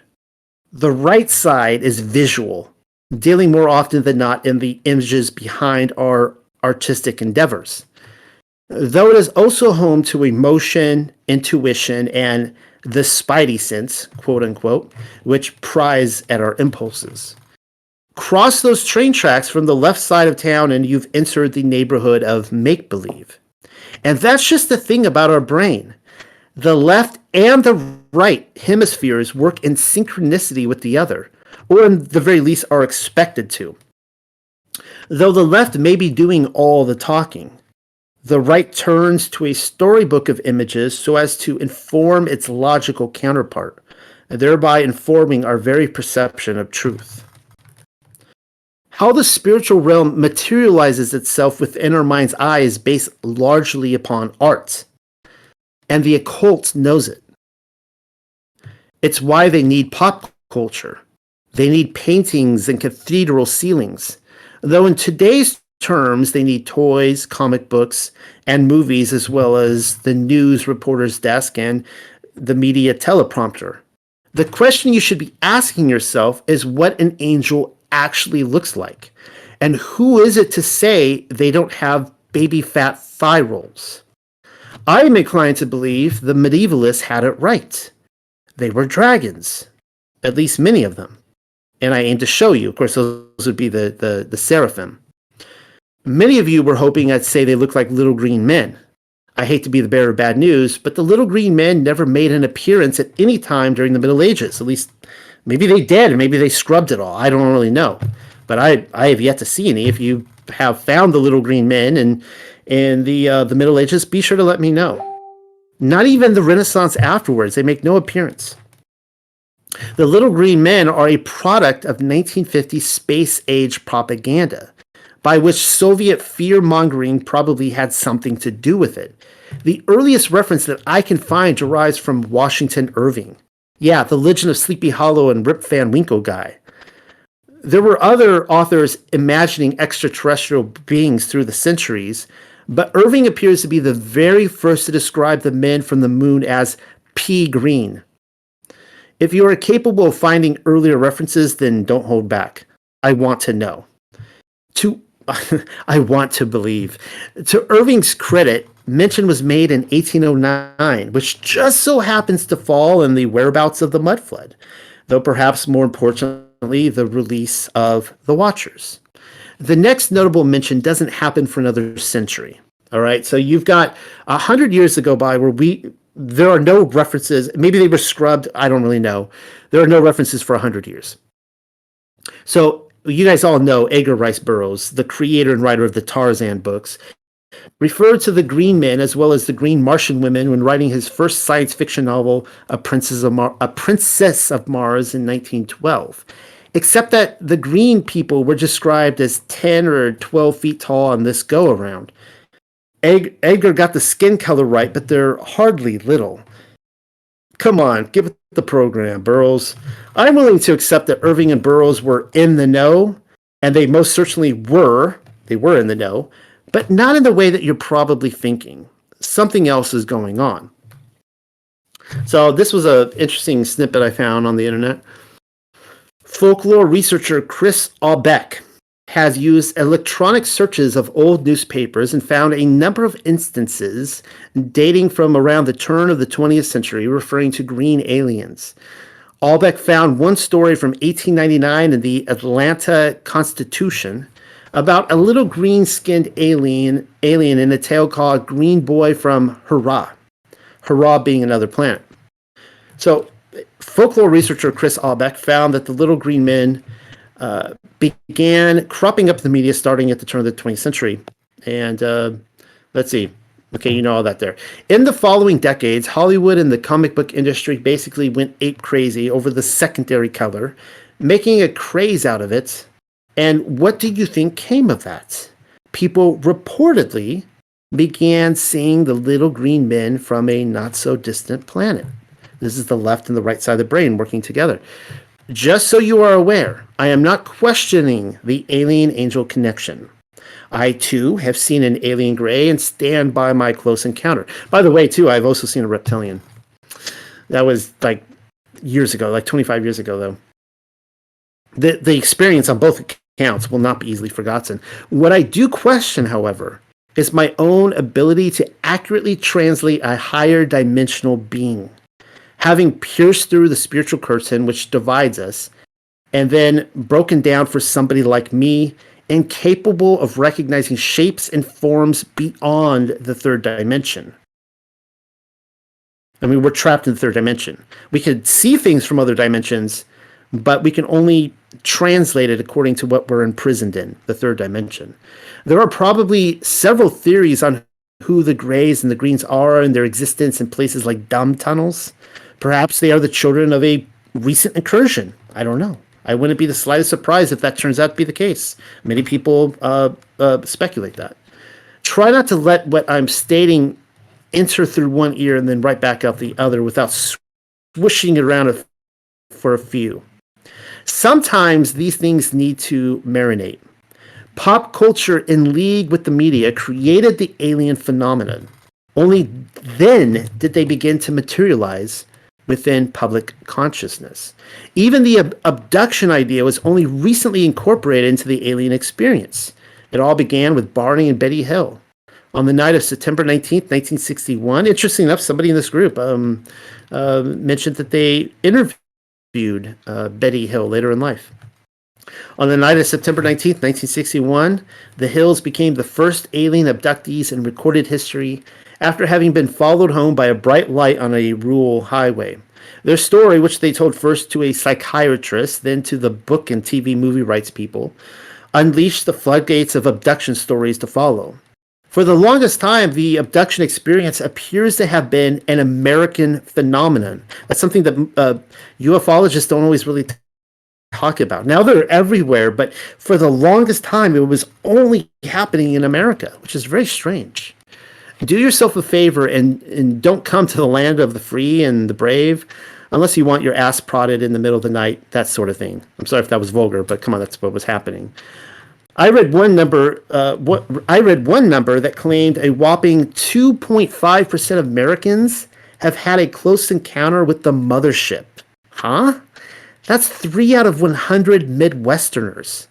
With numbers like that, I should be able to call for a raise of hands at the next county fair and, on a good day, nab at least 100 farmers who've been taken up, though I've yet to meet one. Where are all these people? Pop culture icon Jack Kirby created his fair share of quote-unquote real-world manifestations as well, the most popular of which is the face on Mars. His landed in a 1958 comic book. It would take everybody's favorite liars at NASA to manifest Kirby's doodle with their 1976 Viking compositing, which now everyone says is a hoax anyways, but I think it was intended nonetheless. Kirby was born a Kurtzberg, by the way, in NYC of all places. His mother was a Bernstein, or a Bernstein. I checked. They were Jews of the Austrian variety. A few of you may be wondering what I mean by that. The Kurtzbergs may have originated from Spain, though Bernstein, or Stein, is a German name, telling us we have another puzzle piece to the Ashkenazi equation. Now, Jack Kirby isn't exactly a one-time offender. His uncanny ability to manifest a supposed reality from the comic book page is so recognized by the fanboys that I have seen it referred to as the Kirby effect. In his OMAC One-Man Army series, which I've never read, except to research this, Kirby depicted an evil dictator named Kafka, who was arrested in an underground bunker and then put on trial for a series of crimes. Why does that sound so familiar to our generation? Conveniently replicating those of the Iraqi leader Saddam Hussein. Look, I totally get the difference between predictive programming on the part of the intel department and the greater reality of our spiritual controllers pulling the strings from the rafters. I should have also mentioned the ship that sank. What was it? The I don't know, the Titan or something, that big ship that sank, then all of a sudden the Titanic sank. You know, it was in the book, whatever. I wrote about that. Though they are also in bed with the other, our spiritual controllers as well as the intel department. What I am trying to do here is show you that the higher dimensions employ the ever-evolving mediums of pop culture, backed no less by the occult, in order to manifest themselves into our own reality. There are enough modern examples to fill a book when it is the shift from medieval to Renaissance thinking that requires my present concern. The physicality of the principalities, if I'm phrasing that right, as well as the part they play in bringing the millennial kingdom to its swift conclusion, is what I'm mainly after in this particular exercise. The wastelands of the seraphim. I imagine the angelic world comes in a great variety of creatures, a whole zoo full, though when it comes to the class of seraphim, I have already given you the answer. They're dragons. The medieval artists got it right, and that says something about their spiritual insight. They were attempting to line the words up with the images. And then in the following pages, I will show you why I've come to that conclusion. That refers to my paper on the Wastelands of Seraphim. We've already gone through that. That's a video you can watch, though it's been greatly updated, and you could download that paper for yourself. All right, there's one more presentation I want to give tonight. Hopefully you guys are enjoying this. Got a lot of hopefully meaty information for you tonight. This is called Through the Looking Glass and the Singularity They Found There. Now, I was inspired to write this. This is a part of my Mandela Effect paper, just because so many of you have been asking me about Project Looking Glass. And, we've been talking about time travel for the last 2 weeks. And so I dug in and here's my report for you guys. Hopefully I will get an A on this. Hopefully I will pass the homework assignment on Project Looking Glass. There is bad news and then there is good news. Believe it or not, I have just given them to you, and it's in the title. After everything that has already been spoken in this paper regarding time travel, that would be the Mandela Effect paper, particularly the manipulation of time, I was asked by my readers to address Project Looking Glass and then give my opinion on it. Very well then, here is my report. The bad news is that Project Looking Glass appears to be a very real government program in which the elites are manipulating time in such a way that the events therein bend a knee in their favor. I will give more details on what it all entails in a moment. Because the good news is that what they ultimately found, or is what they ultimately found on the other side, a singularity event. It just goes to show that no matter how much they tamper with string theory, all possible outcomes in every conceivable multiverse leads to one solitary event. I wonder what that is. What we have before us is the story of free will versus predestination, and here is the ending. You may be able to make your own decisions in the day-to-day now, or can you? But ultimately, everyone will stand in the same courtroom before the same judge. Now, Project Looking Glass is an obvious reference to Lewis Carroll's Through the Looking Glass and What Alice Found There, the sequel to Alice's Adventures in Wonderland.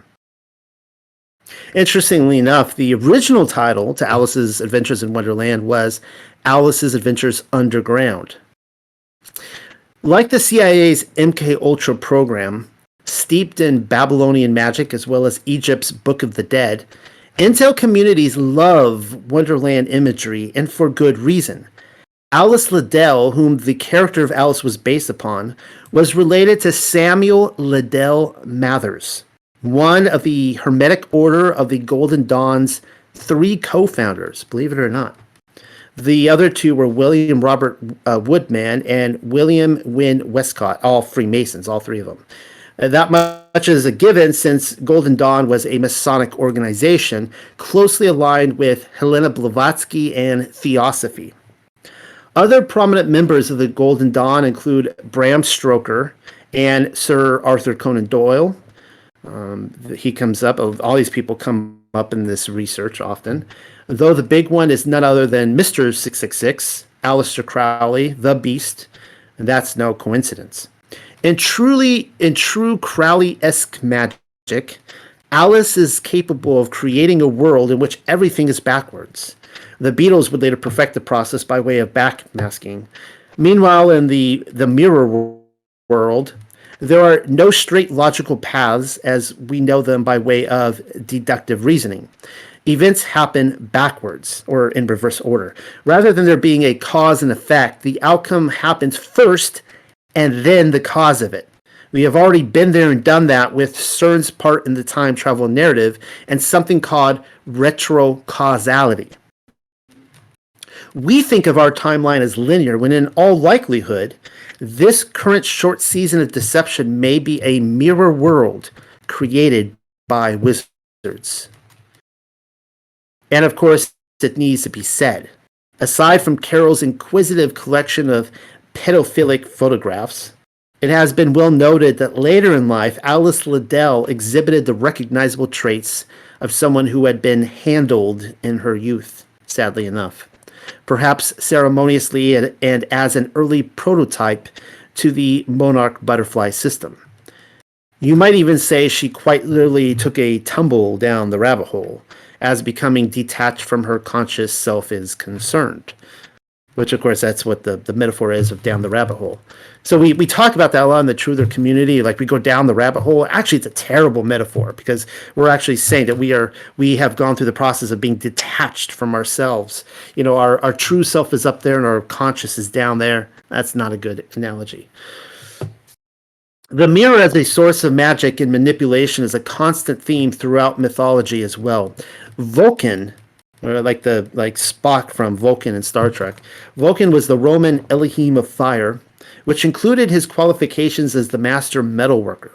As a side project, Vulcan forged a magic mirror which allowed him to gaze beyond the dimension of time into the future and the past. He then gifted it to Venus, big mistake. He gave it to the hussy. In turn, the Elohim of love cheated on Vulcan with Mars. Boo. Using the mirror to calculate her means of not getting caught. We are constantly reminded that these are just mythological stories, but you and I know better. More than likely, the Romans possessed a similar device which allowed them to survey the best possible outcome for the empire's rise and expansion, as well as its health and longevity. Or they knew of past civilizations, such as as an Atlantean one, which did. Perhaps one thing they all held in common, aside from a plethora of possibilities, was an inevitable singularity event. What I'm saying here is that it is quite possible that the Romans, according to their own mythology, had technology like this, where they could look into some sort of mirror, looking glass, and they could see all the possible outcomes, how they could use it to their benefit, but maybe it all led to a singularity event they couldn't escape. Rome would be destroyed one day. They couldn't escape that, no matter how much they tried. And that's the good news. Really, the scrying mirror can notably be found in nearly all cultures throughout history. Merlin was said to have one such mirror, purpose with keeping Camelot on track. And John Dee, the original 007, which I mention every so often, communicated with the angels through an obsidian stone of his own. And I've said this before, I've been able to see that obsidian stone in Oxford. You can go see it for yourself. An Elohim of the Aztecs, his name was Tezcatlipoca, whatever, the big T, I don't know how to pronounce that, was known as the Lord of the Smoking Mirror because of the polished obsidian through which he communicated. With Snow White, this is one of the Mandela effects we talked about, the Brothers Grimm had their own magic mirror story to tell. I'll undoubtedly return to it another hour because the Walt Disney version has become another mugging victim of the Mandela effect. The interesting turn of events in their Germanic fairy tale is not so far removed from your cautionary stage play, typical of Greek or Roman mythology.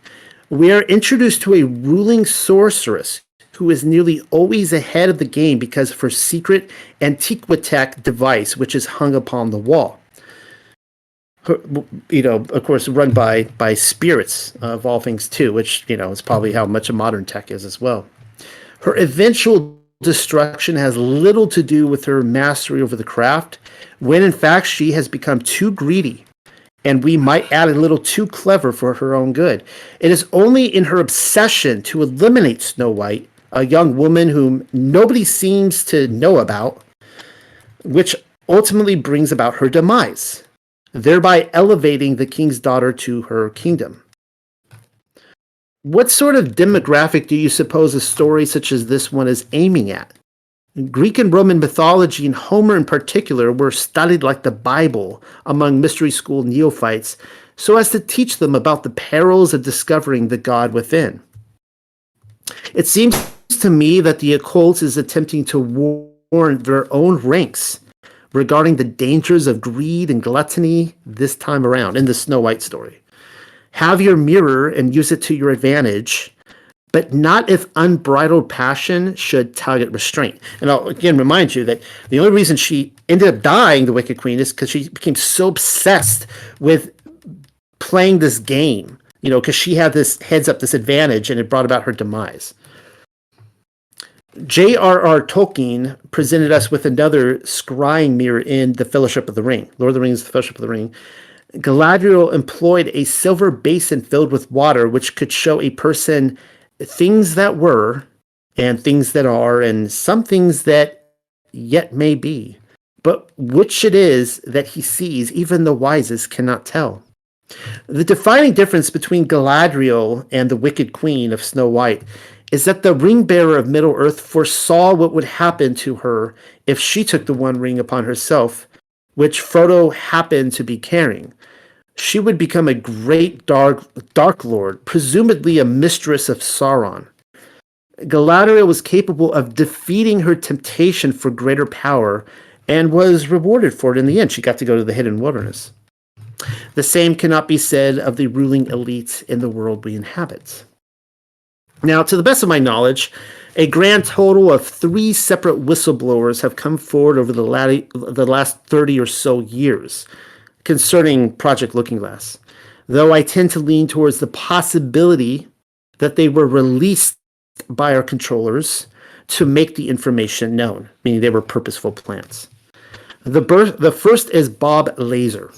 I am including a picture of Laser from a more recent appearance on the Joe Rogan podcast. It was in 1989, however, that he initially hinted at what they were cooking up at Groom Lake in Nevada. According to Laser, he was hired in the 1980s to reverse engineer extraterrestrial technology. By the time we get to our third and final whistleblower, you'll see why it was actually Anunnaki technology. But let's just run with it for the moment. The work supposedly occurred at a secret underground base called S4, a subsidiary installation allegedly located several kilometers south of Area 51. When asked to describe Project Looking Glass, this is how he described it. Project Looking Glass dealt with the distortion, the fact that there is a time distortion, essentially looking back in time, and by that I do not mean looking back years ago to see the wagon train days. They're looking for distortion that are milliseconds in time, and what that was used for, I don't know. But that was just observing the time distortion, time dilation phenomena, the craft and operation. Essentially, he knew very little, Bob Laser. That is all he initially offered on the project, which is to say we are given very little to work with. It should be noted that Bob Laser was not a part of Looking Glass, and therefore knew very little about it. He further explained that he had simply skimmed through a file on the project while employed at S4, small briefings really, and was attempting to convey his understanding of it. A far better summing up of the project was later given to Joe Rogan, in which he stated the following. Project Looking Glass had to do with time, any effects of time in the craft. Now, I don't think, we're not talking about making a time machine like in science fiction, but we're talking about small distortions, intentional distortions of time, and how that can be used as, not as a, well, it was part of a weapon probably, end quote. I particularly like the part where Laser revises his description of the top secret operation halfway through a statement. It happens all the time, and I even do it sometimes. He had started to describe Looking Glass as something other than a weapon, but then course corrected his own understanding of what's going on, because at the end of the day, it is very much a loaded gun with the smoking barrel pointed directly at us. Now, that is about all we are given from Bob Laser, though, so next witness. I wish I could find a better screenshot of Dan Barish, but this guy apparently has a penchant for old camcorders and low lighting. Well, there he is, Dan Barish, our second whistleblower. Barish took Project Looking Glass a step further and described the time manipulation tech as originating from ancient cylinder seals, which needed reconstructed in our modern day. The recording I am referring to comes to us by way of interviewer Carrie Cassidy of Project Camelot. She's devoted a lot of time to this. And here is what he has to say to her about it. Originally, it was a series of instructions for accessing the wormholes which naturally pass in the hyperspace, which we find ourselves. And from there, they worked on the technology. They built the equipment from the instructions. After building the equipment from the instructions, they began to tweak it and find different things out about it. One of the things that they found is that they could actually use it as a peering portal, like a peering glass, if you will, reminds us of Snow White, to see different aspects of not only the future, but the past. When asked by Cassidy if the cylinder seals were of Sumerian origin, Barish replied, I would say that they slightly predate Sumerian time frame, but that some of the information which came down from cylinder seals that slightly predated the Sumerian time frame were then recopied in Sumerian seals as well. And those cylinder seals, to the best of my knowledge, have all been obtained. Some of them from Iraq, some of them from Egypt, some of them from other countries where they were being stored. And this is literally like the plot line to Stargate, if you ever watched that. It's pretty much the same thing. Barish often described the Looking Glass tech as a Stargate and a portal, though he doesn't do so in the provided quote, but he regularly refers to it as a Stargate. And anyways, that right there is our Anunnaki connection. Bob Laser may have spoken about aliens, but Barish had the insight to assign ancient aliens as agents. The ancient alien discussion is practically a literary genre by this point. Though, as my reader already knows by now, our attention is ultimately directed to the Watchers episode in the Book of Enoch. For those of you still needing caught up to speed, the Anunnaki Watchers arrived from the starry realm to rule over a pre-Diluvian humanity, bringing with them the mysteries of heaven. Well, the magic mirror appears to be one of them. All the New World Order had to do was assemble these cylinder seals held in various regions of Mesopotamia, probably under the direction of the same Anunnaki, who have finally been released from their underground prison in this short season. The third and final whistleblower is somebody named Bill Wood. This guy is really interesting. He is shown here being once again interviewed by Carrie Cassidy of Project Camelot. Slightly better lighting this time around, but we can do better. Among his talking points in all of this was the 9/11 false flag attack, specifically that a Tomahawk missile was used on the Pentagon, and he would know something about that, wouldn't he? Bill Wood was in the U.S. Navy from June of 1991 until June of 2001. He left, interestingly enough, right before the 9/11 attacks, working with Tomahawk missiles as a member of SEAL Team 9. At some point during the 90s, probably during the Clinton administration, Wood claims to have been contacted by the White Hats, as he calls them, whom he also refers to as Oath Keepers. The good guys with top-level security clearance, in his words, also adding they derived from the military, but any number of alphabet agencies, and that they're furthermore the Patriots, whom our government would classify as terrorists. I, for one, will reserve my own judgment on who the good guys are, and have in fact already given that opinion when commenting upon the checkerboard dualism of Kek, the androgynous deity of Egypt. I think we went over that a couple weeks ago. The wizards of our realm may assign the left and the right hands to light or contrarily to the opposing darkness, but in the end they are all practitioners of magic. And if I'm not mistaken, Bill Wood was brought in to help manipulate the construct to the advantage of his employers. Let's not overlook that fact.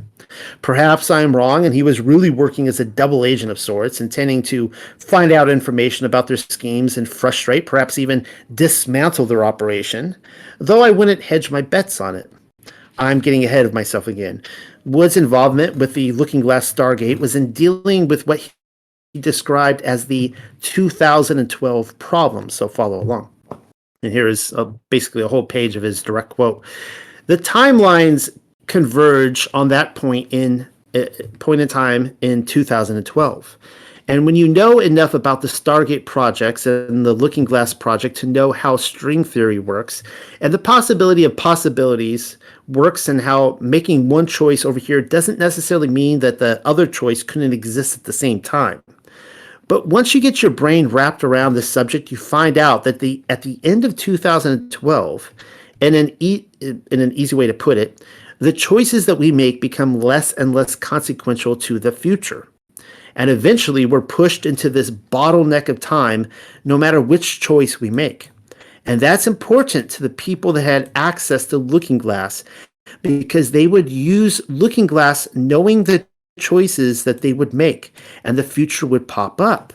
And when we started using a computer to say, well, if we make this choice, it's 79% possible that this scenario happens, and 23% are possible, or whatever, or I'm using round numbers, that this scenario would happen. The understanding at the time was that was realistic.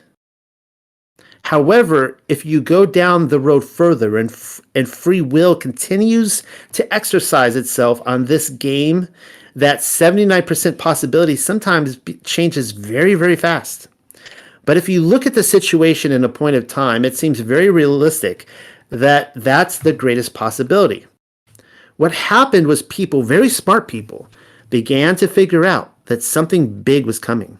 Something so that all the possibilities of all the future scenarios, of any choice, any possibility that was fed in and observed through the Looking Glass, inherently ended up in the same future, and no decision, no possibility change past a certain point. That's the big secret.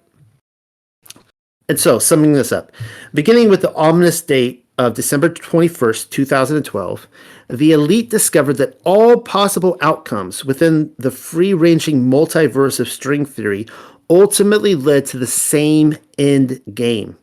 Something was coming beyond the horizon which didn't work to their advantage, and there is no escaping it. What is this singularity which Wood hinted at? He couldn't outright say. It's not like he didn't ask his employers about it, though. Rather difficult solving a problem regarding the inevitable contraction of timelines if he's not given the precise details. Everyone who has that information, he quickly adds, are sent into a blind panic, and this is what he says. It's been forecast. It's been predicted.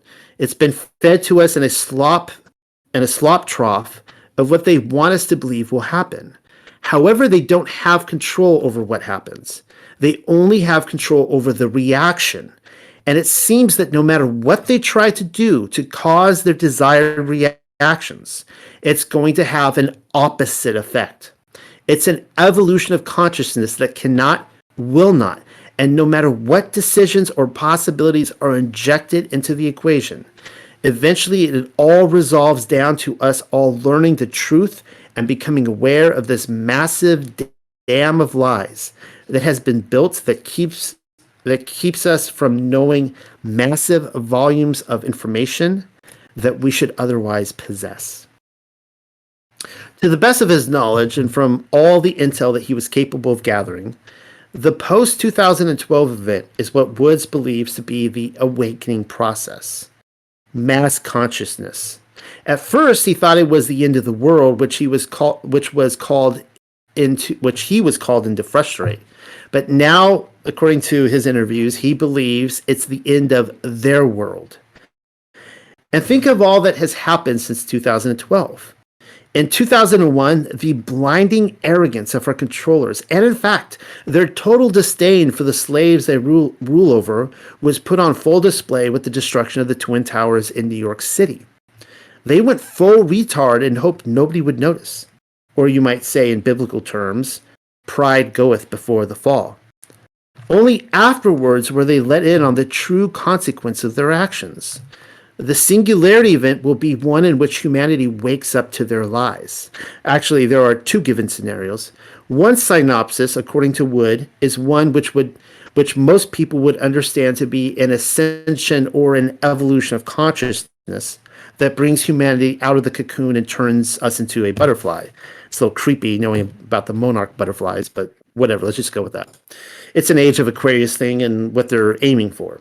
The best they can do is continue to lie and lie and lie, as any pathological liar would know to do. And it's what they do very well at. Hoping to cover their tracks while ironically wakening everyone up to their deception in the process, thereby making their psychological operations a self-fulfilling prophecy. Timeline 2, however, enlists some kind of major global catastrophe that drives the elite underground in hopes of survival. And we know what this event's going to be. And now you know why they're building the underground tunnels. Our controllers have foreseen what is coming. Either way, the war is already won. They lose. And he says, it will be a new beginning, an end of this reality, the beginning of something that we can't even possibly understand based on the level of our beliefs currently. But when all that information comes flooding out, there's going to be no denying what's true and what's a lie or what's illusion. We won't have the choice to believe that 9/11 happened because of a bunch of terrorists, because we'll know exactly what happened. Basically, what we're experiencing right now is two master chess players sitting at the board. I found this part really interesting. One of them looks down at the board and sees that he's in checkmate in 7 moves. And he looks across at his opponent and he knows that his opponent sees it too. So there's no getting out of it. So at this point, the loser can only prolong the game. The game, both players know the game is over. Yup, Bill Woods actually went there. He described his story in terms of a celestial chess match between two opposing forces. He doesn't outright say who they are, but he needn't have to. You know, and I know, and very soon everyone will know as part of the Singularity event. Based on the very rules of the game, the bad guys have already lost, and the good guys have won. Sure, there's moves left on the table, but those moves are being forced by the victorious player. Many would suppose the loser should just give up, but that goes against the very nature of the game. The only way to avoid the inevitable, checkmate, is if the winning player makes a mistake. And so, for the individual bleeding out, there is always hope. Best to keep at it until the all-consuming fire of Elohim rains down, bringing a swift end to their schemes. December 21st, 2012. I don't know if you recall where you were on that particular date. I actually remember driving in the car and listening to it on the radio.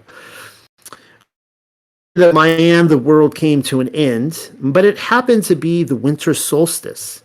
That's the very day when the sun sinks to its lowest point on the southern horizon. The sunlit hours are cold and short. It remains there for 3 days before rising again towards its annual northbound trajectory. Not a coincidence either that C.S. Lewis, I'll say that again, C.S. Lewis, had Aslan die and resurrect again during the winter solstice in The Lion, the Witch, and the Wardrobe. How do I know that? I don't. The suggestion is simply given to us for anyone paying attention. Lewis goes out of his way to bring Christmas to Narnia on the very day when the 100-year spell of winter is broken. The witch protesting, invoking her right to the deep magic at the dawn of creation. Aslan knew of the deeper magic before the dawn of time. I think that was supposed to be one sentence right there, and somehow that became two. In one swift move, he defeated her. Did Lewis take inspiration from Satan's short season in Revelation 20? Again, his death and resurrection coincided with the winter solstice, thereby heralding in a new Camelot age. Is that what happened in 2012? Now, I wanted to write more on this. That's all I have. That's the end of tonight's presentation. But I wanted to talk more about Singularity, because when you get into Singularity, when you start looking at it from the occult's perspective, it's very wishful thinking. And one of my favorites references to Singularity comes from the 1980s Jim Henson movie, which was also a George Lucas movie, I believe, The Dark Crystal. And in it, if you remember, there's there's like the good guys and the bad guys, and 1,000 years have gone by. There's your 1,000 years again, and because of the shattering of this crystal, it created this checkerboard dualism of the good guys and the bad guys. And the bad guys are like the Watchers. They're the evil fallen angels. And if I'll give away the ending, you guys might want to cover your ears. I'm sorry if you haven't seen it, but the ending is that there's a singularity event in which the bad guys and the good guys become united again into one creature, and they become a new creature, and they ascend back up to heaven. And that is the idea of singularity. That is their goal. The Watchers' goal. If you recall, the Watchers, it said in Enoch that they could no longer look up to the heavens. And they pleaded to Enoch to take up their case as their lawyer, and Yahuwah wouldn't have it. He's like, nope, not coming back here again. So they are not able to look up and see the heavens. That's the goal of singularity. Even though the Watchers are like, yeah, we really screwed up, and we sinned royally. We are hoping that it's going to turn out all right for us in the end, that he's going to take us back, we'll be redeemed. That's the singularity event they're hoping for. It's not what we're going to get, though. I mean, we know what the singularity event is. No matter how much they manipulate time to their advantages, try to throw us in cycle loops or whatever they're trying to do, New Jerusalem is coming down. Or at least I should say the all-consuming fire of Elohim, however you want to slice that cake. The all-consuming fire of Elohim is coming down, and they're not escaping it. And death itself will be thrown in the lake of fire. So that's all I have to give tonight. Hopefully you guys enjoyed that, and I'm all talked out. Hand it over to you guys, over to the jury, the defense rest. Well, I've got to say that it's just a never-ending source of information with you, Noel. And I mean, I am glad to say that every week you literally blow my mind with this stuff. And I'm just so glad that, you're not throwing out opinions and, just off-the-wall stuff, that you actually have, historical literature and things of this nature to back up what you're teaching, and I thoroughly enjoy it. I mean, like I say, every week you just blow me away, and I love it, love being part of the group, and I hope we can just continue forever, at least until when the Father comes back and cleanses it all and takes us home. Well, thank you, John. That was quite the ringing endorsement, wasn't it? And a lot of people ask my opinion on things a lot. And, you talk about wild theories or out there stuff. And a lot of times I'm just very slow at getting to this stuff because I'm like, I need to find some biblical backing. And so when we're dealing with like was Ozareth or the, Tartaria, people have been asking me for years, no, what do you think about Israel's or Tartaria? Is that Israel? And I'm like, I don't know. I got to find the scripture. Help me find the scripture. So it was actually Dean. He helped me look and he's like, hey, I think I found it. And I'm giving him credit for that. I'm like, there it is, right there in Second Ezra. Says it. We can locate it on maps. We know where this place is. It's Tartaria. Israel is Tartaria. And so it's taken me 3 to 4 years to get to that. So all these things are things that, I consider for a long time. And I appreciate everyone's patience while I look this stuff up, but also I appreciate people who send me information and just little snippets. I've been getting a lot of emails this week, just people hey, have you seen this movie over here? Look at that little quote and that, that kind of stuff. It's all helpful. Well, I love the part showing the distinction between, the Twin Towers falling in 2001, because I remember that crystal clear, and I believe the whole entire story. I didn't doubt it. But then it seems as if in 2012, like, you're saying this singularity all comes together, gets bottlenecked, and it really does seem to be that is the time frame in which people started, a great awakening, I guess, for lack of a better word. And it seems to be around that time when everybody started questioning all these things, and I can relate to that, really. Those 2 points in time really do have a huge, for lack of words, a foundational impact on what's going on in the world today. Because they were major turning points. They really were. I was talking to the group before we started. I finally got around to watching the documentary, What is a Woman? And it is a incredible documentary. And it came out a year ago. I totally missed it when it came out because obviously, I had a baby born and you get distracted and you don't always see all the things coming out. And I want to show it to this group. For those of you, if you haven't seen it, wait around 2 or 3 weeks, and I want to show it one Sabbath, and we can discuss it. And it was mind-blowing that the dude goes around all over the country. He goes to a woman's march in Washington, D.C. He's on a megaphone. He's like, can anybody here tell me what a woman is? And they're just getting angry at him and chasing him out. Like, how dare you ask what a woman is? We're not telling you what a woman is, because they didn't know what a woman was at a woman's march. And he's just going all over the country, and nobody could answer the question, what is a woman? And it is absolutely incredible that here we are in 2023, and we are living in this delusional existence where the left is doubling down, and they're going off into this abyss of not just altering what it is to be created in the image of Yah to the point you don't even know what a woman. You can't define a woman anymore. You cannot say XX chromosomes. You can't say that. That's not a woman. A woman is not someone who has a uterus. A woman is not someone who gives birth to babies. And excuse my language, a woman is not someone who has a vagina.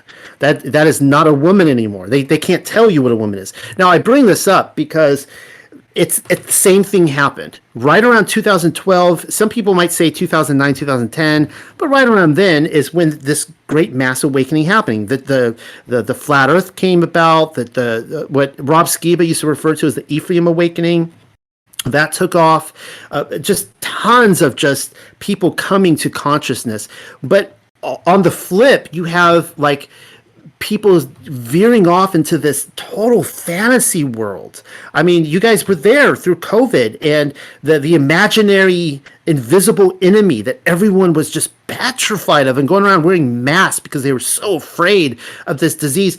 And then you have, they're all like, they don't even know what a woman or a man is anymore. And you have like two things happening. You have these roads diverging where there are a great number of people coming to awareness of truth and the deception. And then a whole bunch of others are just going into the abyss. But I want to point out here that the ultimate truth is our Creator, Yahuwah, and His set-apart ways, right? And taking that narrow path. That is the ultimate truth. And that is something that has been coming to a lot of people's minds recently. And people can be enlightened and come to many truths and still deny that truth. Okay, so I just want to, that is the ultimate truth that we're aiming for. Okay, not why the terrorist passport survived on 9/11, all that kind of stuff. So, Daily Wire, what is a woman? And I'm gonna be showing that to this group in a couple weeks. I think it's a great film for us to look at. We looked at was it a few months ago, the Died Suddenly documentary, and I thought that was another great one as well. And I love to just experience it as a group and talk about it. Anyways, what were you guys' thoughts? Anybody else? I know. I loved the thought that you put forth with the Renaissance art about the occult managed to come right out in the open while repackaging this art as Christianity. Because I've always been intrigued with this art and wanted to see much of it myself, and it never made sense, but that is exactly what they have done. So I love what you do. I have to say, I have to agree with who was talking earlier, John, who said, you blow our minds. I was talking with Heidi 2 weeks ago, and it's like, you expand our brain so much, and so much of us, I think, are silent and don't comment because we're so busy picking up our brain pieces all over the yard and the house, because you just blow our minds. And I just want to say thank you. Well, thank you again, Nikki, for that wonderful endorsement. And what Nikki was talking about the art, just to kind of expand on that earlier too, is that when you look at art from the Middle Ages, medieval period art, it's all biblically focused, right? I mean, it's giving you lessons as to how you are to align yourself with the holiness of Elohim, that He is the standard by which we fall short. And they would show many, different depictions of moral lessons through the Bible. And one of the interesting things about when you look at Renaissance art and then Baroque art is that they would show biblical scenes, but then they would mix like Pan in there and, the Zeus raping Europa, and you just go through it there. And it's like, they were successfully packaging the occult, the mystery religions into the Christian faith, and they were calling it Christian. And I made the I guess the boob joke, whatever. But my wife got so embarrassed because when we were going through the Louvre in France, we were going all through Europe and checking out this artwork, and I just I would tell her, I'm like, there would be these huge canvas pieces. I mean, gloriously beautiful canvas pieces, and like war scenes, just a random war scene with like 1,000 people in it. And I would tell my wife, I'd say, somewhere in here, there's some boobs. I'm going to look, I'm going to find it. And lo and behold, they're just somewhere, they had to put it somewhere in the middle of a battle scene. There's some topless woman walking around. I'm like, oh, sure. Yeah, that makes sense. But there's a lot of that as well. Everyone started taking their clothes off in the Renaissance, whereas everyone was very, very modest and kept their clothes on in the Dark Ages. Yeah, did you guys have any thoughts on the Marianne is talking about the outer darkness? I'm okay if you guys come to a different if you're like, no, you're wrong, we're not in the outer darkness, I'm fine with that. I'll tell you that a couple years ago, if you would have asked me, I would have said the outer darkness. I'd probably even use a passage from the book of Enoch when Enoch goes beyond the firmament into the chaos and the void, and he goes into a place of darkness where he sees one of the I think the planets. He sees like one of like the like a star that kept not its first estate. That was a wandering planet or a wandering star, which is a planet, rolling around in the flames and turmoil. And he says he sees a woman there that was a siren, which is a really interesting way to phrase that. That the sirens are leading you into the fire. And I would have said, well, that's the outer darkness, and it might very well be. But I think that there's good reason to say that no, actually, the outer darkness that Yahusha was speaking about was in reference to his kingdom, and that there was a place that people were thrown out of. And just so you guys know, just so we're clear on this, I have pushed away from a lot of my position on the millennial kingdom on where it was. The hidden wilderness has radicalized, I just radically changed my thinking on all of this. And so I think in terms of history, let's just take the 1,000-year chunk of time from 500 to 1500. Okay, let's just say that was the millennial kingdom. We don't really know. I don't really know. I'm just putting that out there. 500 to 1500. Okay, on the official timeline, and that there was something spiritually really going on in the world. There was Tartaria. There was these beautiful cathedrals and all that kind of stuff. But I think that the hidden wilderness is where it's at. And I think that is where the millennial kingdom happened. That was the place to be, with the giant grapes and all that kind of stuff. And so the kings of the earth were going there, stuff like that. But the consciousness of what was going on, the spiritual consciousness, opened and closed with the hidden wilderness. When it was revealed, the rest of the world knew about it, obviously, and it was closed off and they forgot. They don't remember anymore.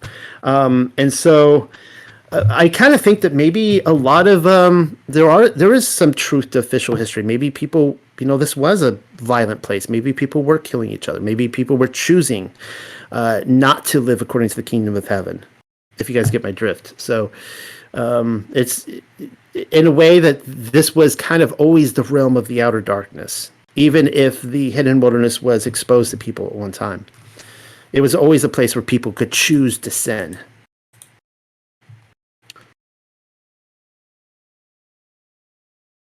I absolutely resonate, Noel, with that notion that this is a place where people choose to sin and that we were born into it.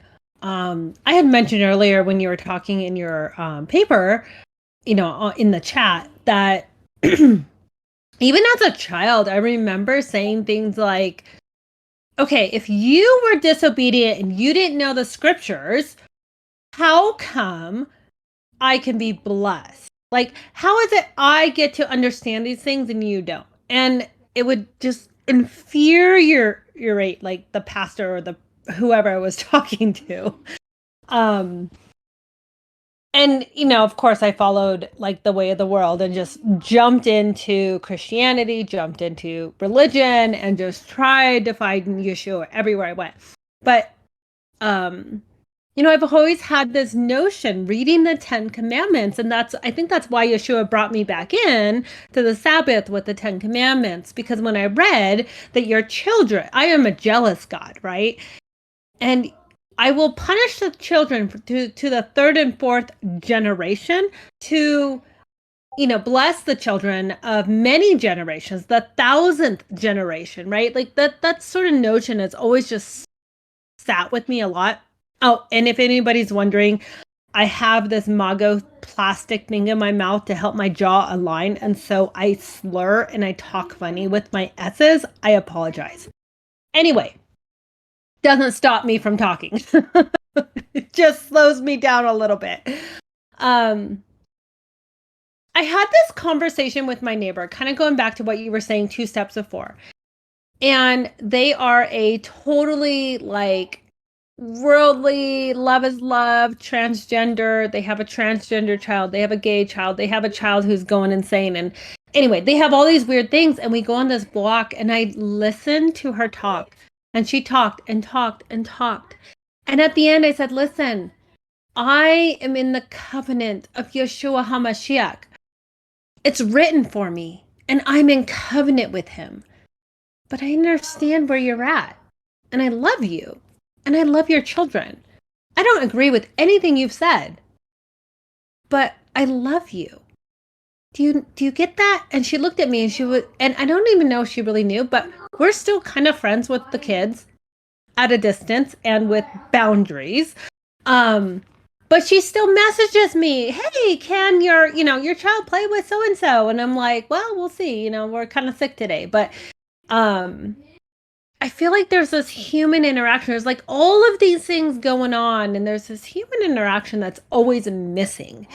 To go on that walk with your neighbor who is like got the gay kid, the trans kid, and the kid who's on drugs because he tried to kill himself. Like, you know what I mean? There's this human interaction that has to happen, especially with us moms. I mean, all this stuff's super cool and interesting, but when it comes down to that nitty gritty, it's always about, do you love your neighbor? Do you love your enemy?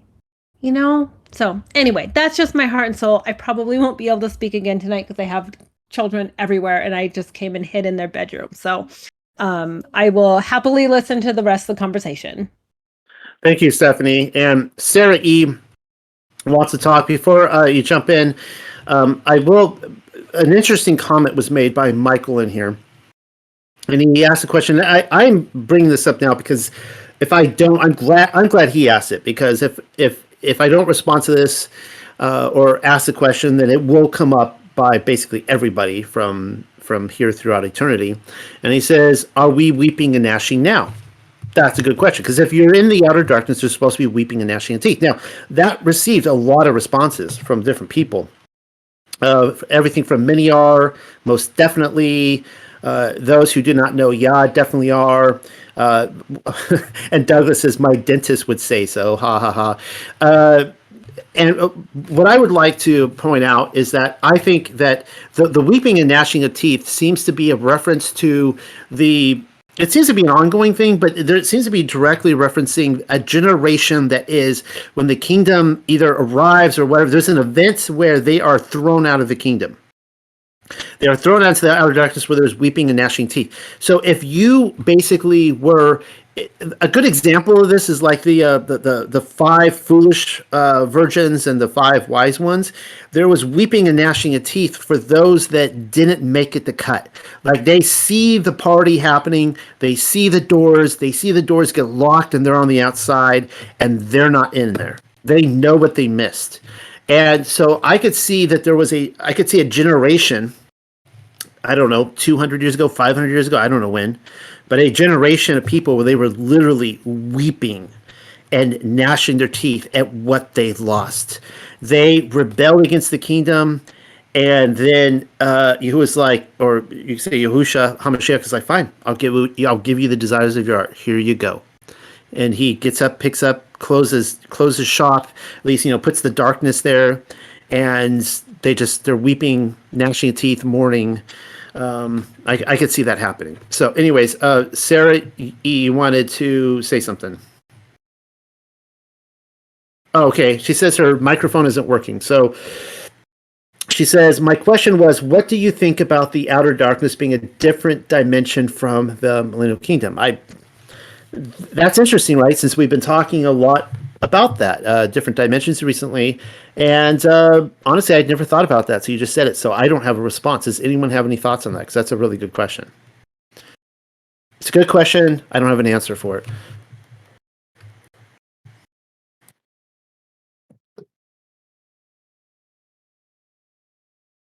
Well, okay.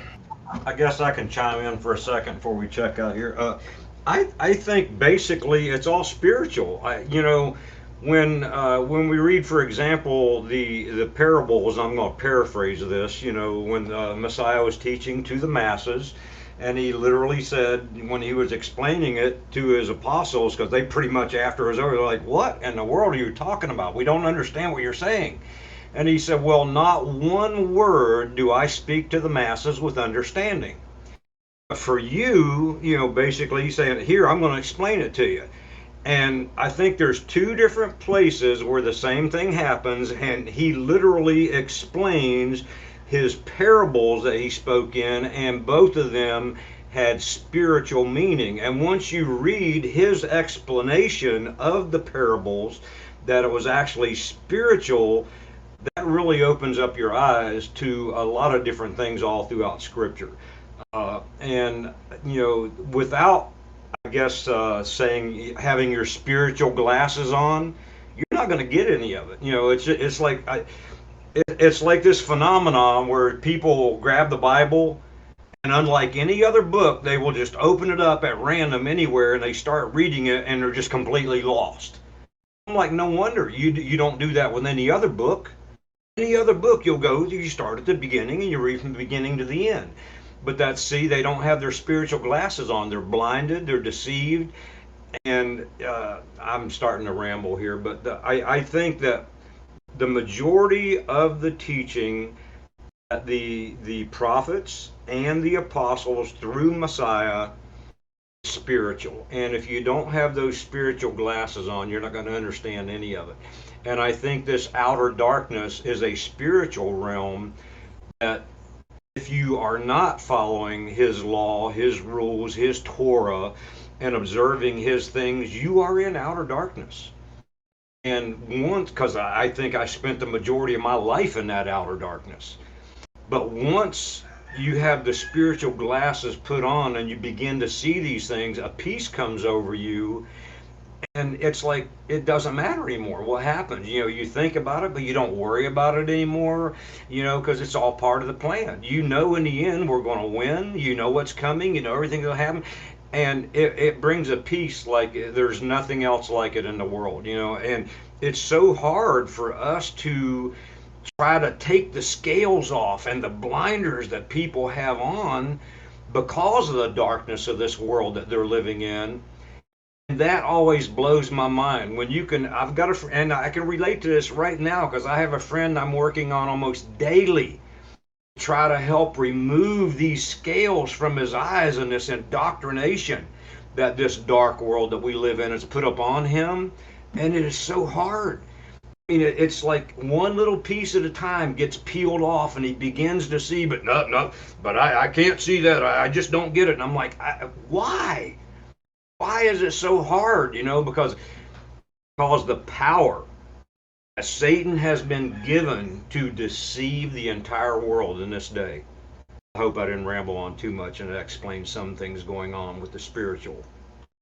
No, John, that was really good. Thank you. Mary Ann wanted to jump in.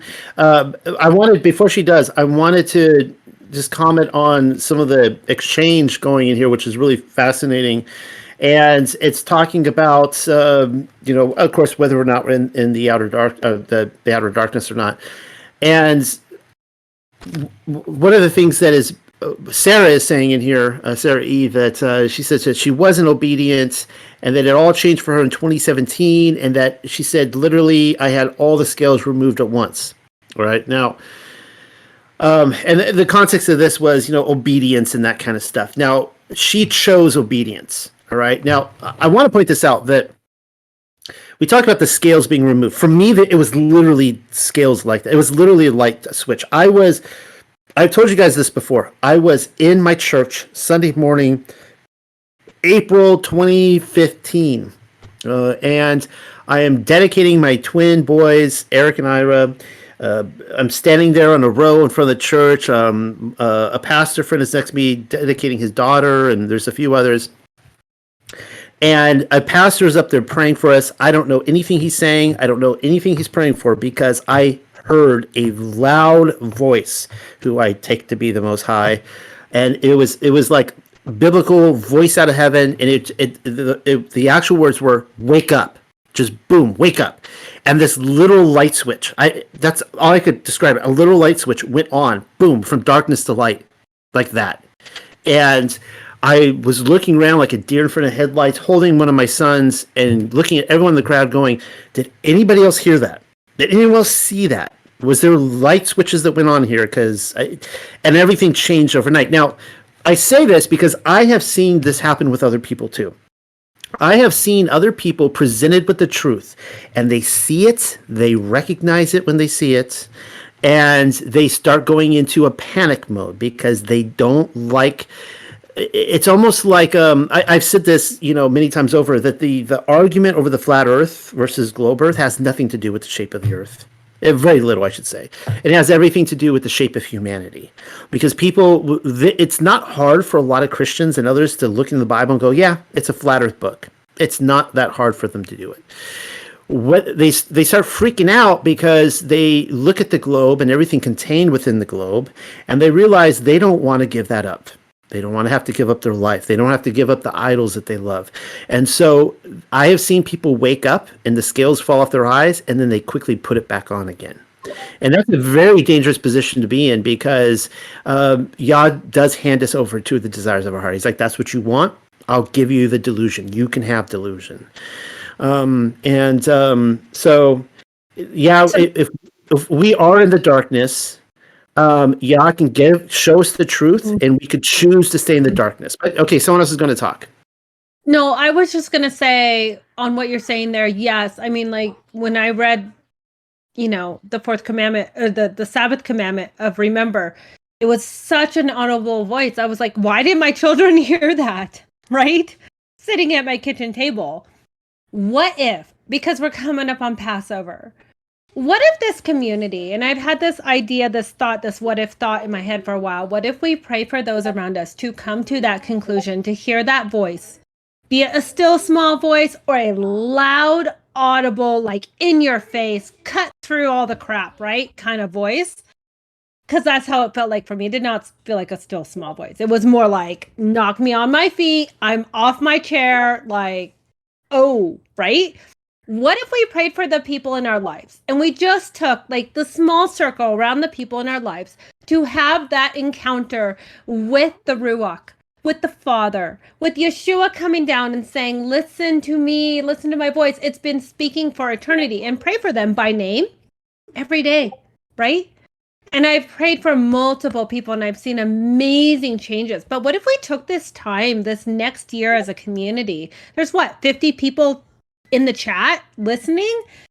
What if 50 people took that time and said, every single day when I wake up, I'm going to pray for these 10 people. I'm going to pray for these 20 people or these 12 or whatever. And there's easy ways to do that. You just record your voice, post it on a YouTube private thing, and listen to it every single day and just press play. And then you can listen to yourself praying for them, agree with yourself, and then pray it out loud at the same time. So this is how I memorize scripture, actually. But what if we did that for praying for those people around us to see what we have seen, right? The desperate measure of our heart, so they can see too and be brought into the kingdom, right? Because that's the whole point, is to bring those that we love and those around us and those that we don't love yet into the kingdom, that they may see. So anyway, that's another thought I've had tonight. Thank you, Stephanie. Before I responded, Marianne was asking to speak. Are you still here?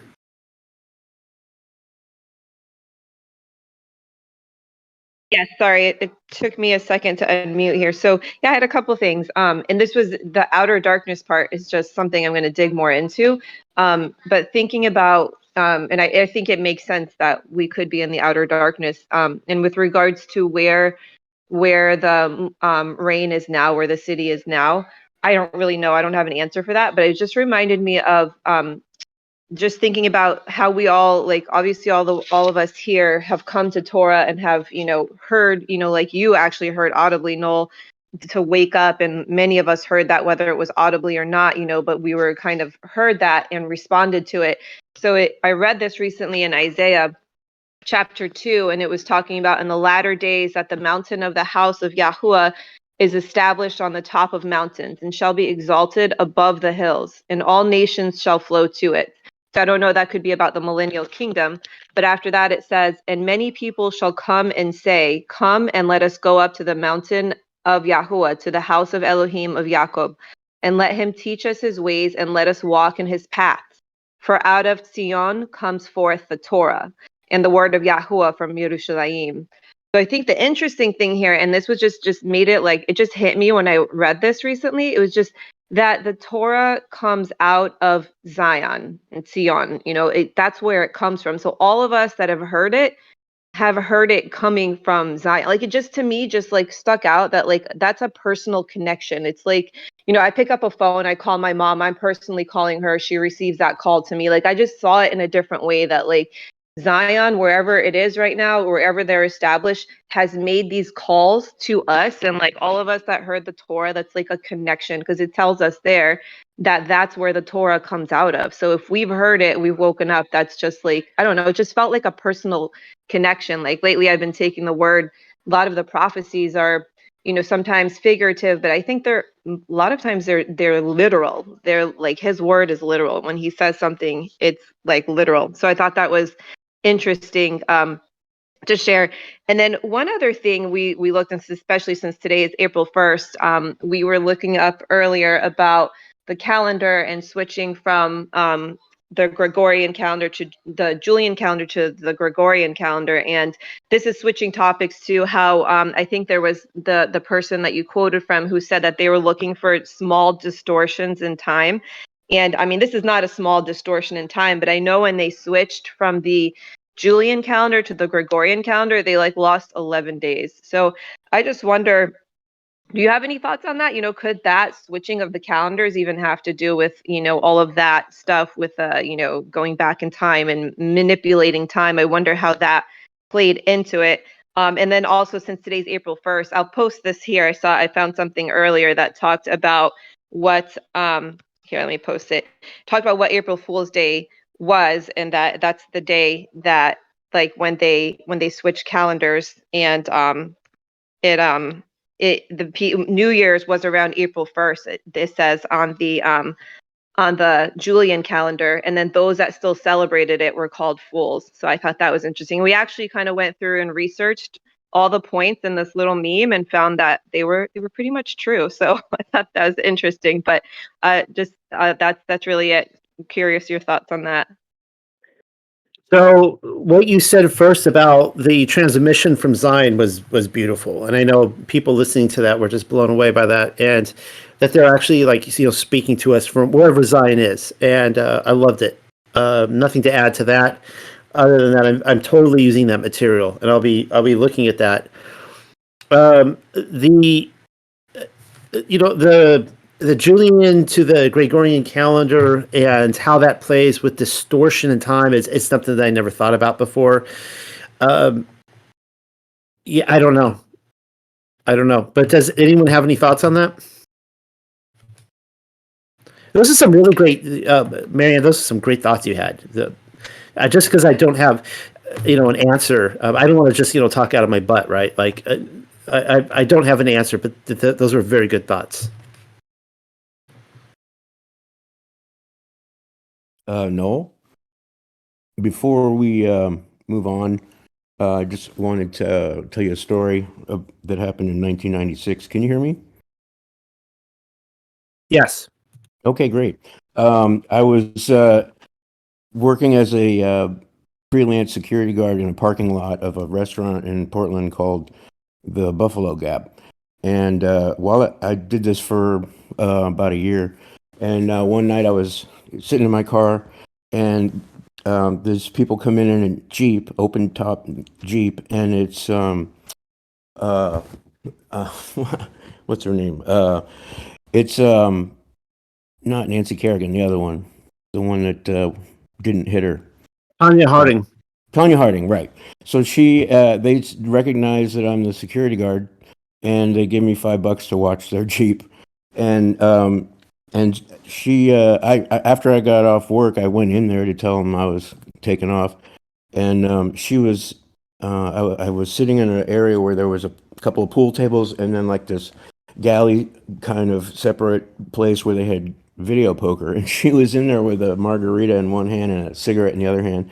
And she was like kicking the machine and cussing at the machine because I guess she lost some money.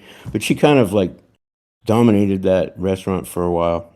Just thought that was a funny story, and I know it's totally like brings everything down to a level of stupidity. But I just wanted you to hear that since you've written so much about Tanya Harding. Yes, that's it. Yeah. The as you guys know, my view on the Nancy Kerrigan, Tanya Harding incident was a hoax, that she was never clubbed.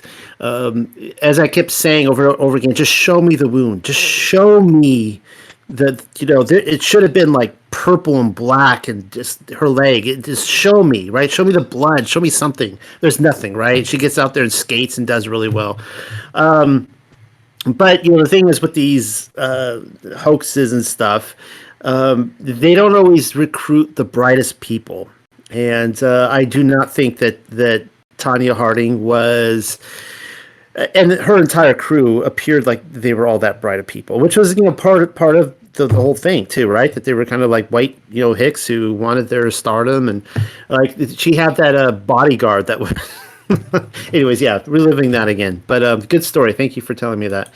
Okay, Yeah, sure. Thanks for listening, and that's Portland for you. yeah, I enjoyed that. Sorry, you guys, one of my first jobs was working at Disneyland. I think I mentioned earlier tonight that what my first job was working at the Hawthorne pool at the Hawthorne High School. That's where the Beach Boys, with Brian Wilson and Carl and Dennis Wilson. But after that, I worked at Disneyland, and because I worked out there in the parking lot and the tolls, I had a lot of run-ins with celebrities out there. So I got to see my share too, and everyone from Thomas Kincaid and Steven Spielberg and all different people like that. So good times. Anyways, before we start the after party, break that out, does anyone else have any thoughts on anything that we covered tonight? Any thoughts you want to throw in?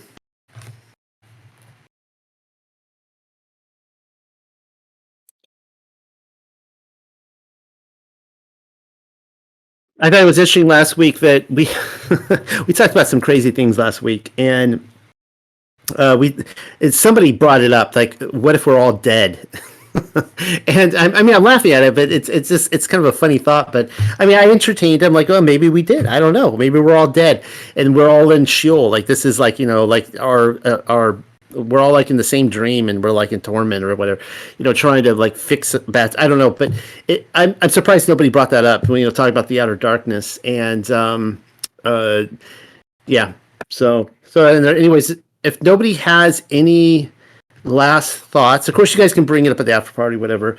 I'm going to go ahead and officially close this. Thank you everybody for coming and being a part of this, and as I read off my work to you guys, and I will say for anyone who made it this far in the video that I've covered a lot on the Millennial Kingdom, different aspects of it, and I'm sure I still will more, but I'm starting to shift gears, and the next big thing I'm going to be hitting up and covering is the Gospel of Peter, Bezorah Kefa.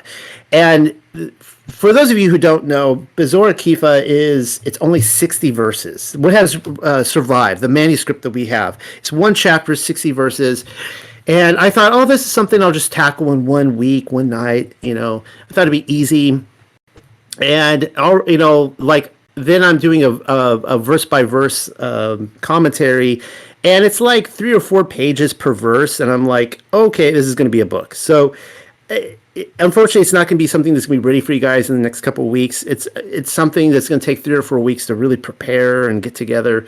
And I think it's going to be really great. I love the Gospel of Peter. It is so phenomenal, and it's so controversial, and it just ties in with a lot of my research that I've been going over. It just agrees with it. It just comes in together. So I'm looking forward to going through that with you guys, and something to look forward to. And then my hope this summer is to start back into Romans again and finish that series that I initially intended to do. I really want to finish it. So anyways, yeah. So with that, we're going to close. Shabbat Shalom one last time. And let the after party begin. Thank you all for coming.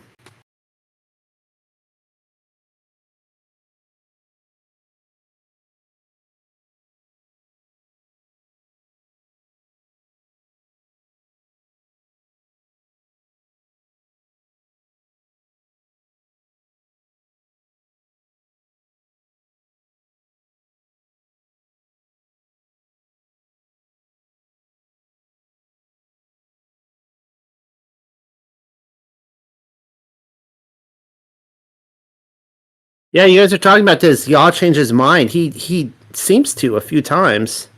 There's one where he repented of making mankind. That's in Genesis.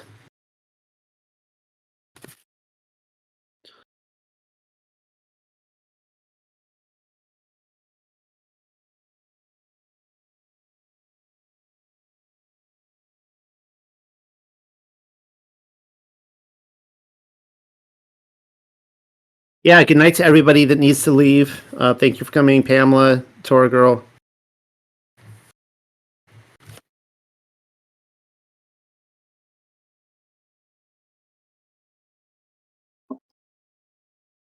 I have a comment. Comment away. I'm trying to figure out who's talking right now. Oh, this is Lisa. So we always think that Sheol is under us, under our earth plane of existence, and that the outer darkness is below us. But if there's 7 firmaments and we're in the first one and Yah is in the one at the 7th, aren't we the lowest? So why do we assume something is under us? What if we are? That's what I think the outer darkness rings so true to me. We are the bottom rung, like the bottom of it. It is us. That's a really good thought. And I'm not saying that that's untrue. You might be spot on. And it, just so everybody listening understands what she was talking about there being 7 firmaments, and these can be found in books like Third Esdras, Third Baruch. No, I'm sorry. No, Third Baruch, Second Enoch, Ascension of Isaiah. There's quite a few books that talks about the 7 firmaments of heaven. Great books. I love them. I love Ascension of Isaiah. It's one of my favorites.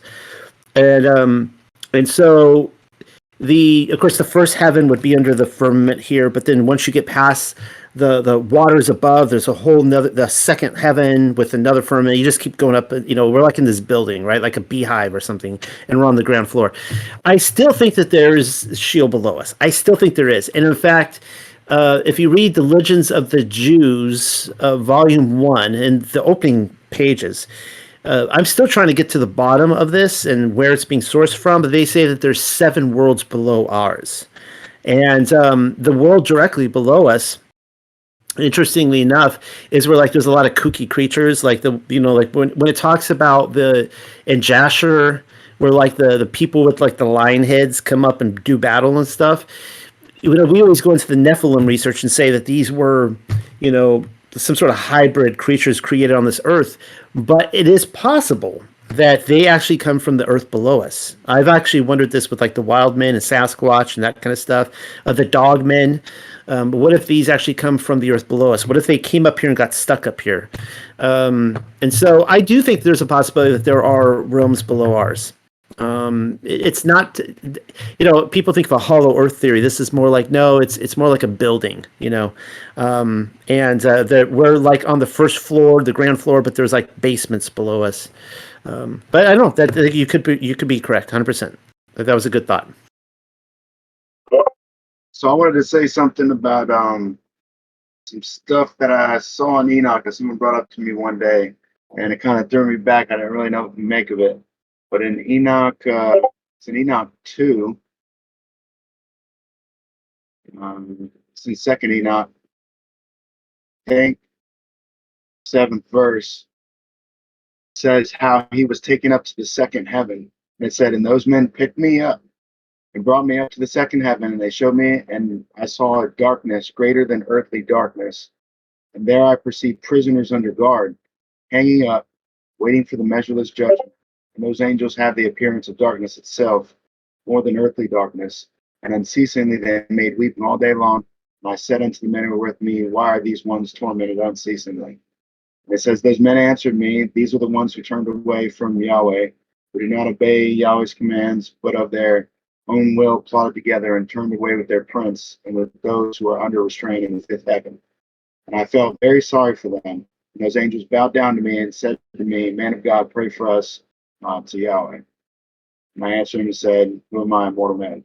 So when he's talking about that he grabbed him, took him up to the second heaven, and that's where he saw this darkness where there were angels in prison.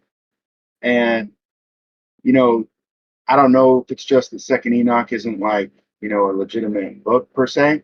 But I think Second Enoch and Third Enoch talk about this concept of the multiple heavens, and there's something analogous to a darkness where there's prisoners somewhere up in the second heaven. Yeah, it seems like in so I started a paper a couple years ago and gave a presentation on the seven firmaments of heaven. And one of the things I noted is that when you look at the ascension of Isaiah with Enoch, second Enoch, and then third Baruch, we'll look at their different job titles.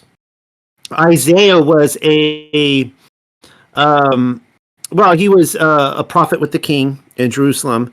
Baruch was he was Yirmiyahu or Jeremiah's kind of disciple, but he was a scribe and also, devoted to the temple. And then Enoch was, you guys know, but he was like a advocate, kind of a messianic prototype, prophet, so on and so forth, and he dealt with the Watchers. So what's interesting in each of those books is that as they ascend through the different heavens, each one of them, they see things that correspond with their earthly ministry. I find that really interesting. And so as Isaiah goes up through all seven, he goes through all the different courtrooms, the different thrones. As Baruch goes up, I think he sees, what does he see? I think he sees like the judgment of like Babel and Babylon and different things like that throughout. And then Enoch sees like the punishment of the Watchers. So yeah, I don't know. I mean, it seems like, because when we think about these different heavens, these are huge, right? I mean, look how huge our realm is. So if each of these worlds are like at least the size of ours, it might be way bigger. I don't know.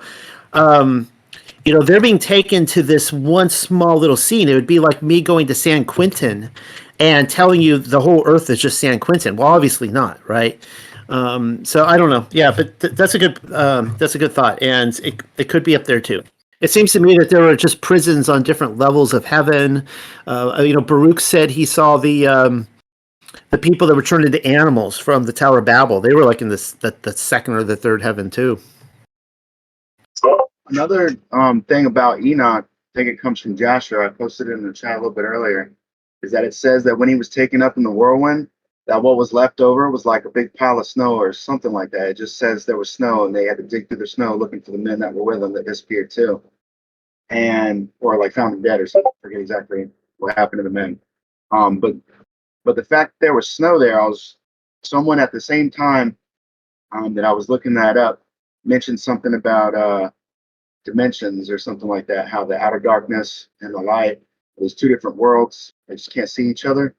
And I was wondering, like, well, what if it's more than just dimension? It's like physically there. They're both there.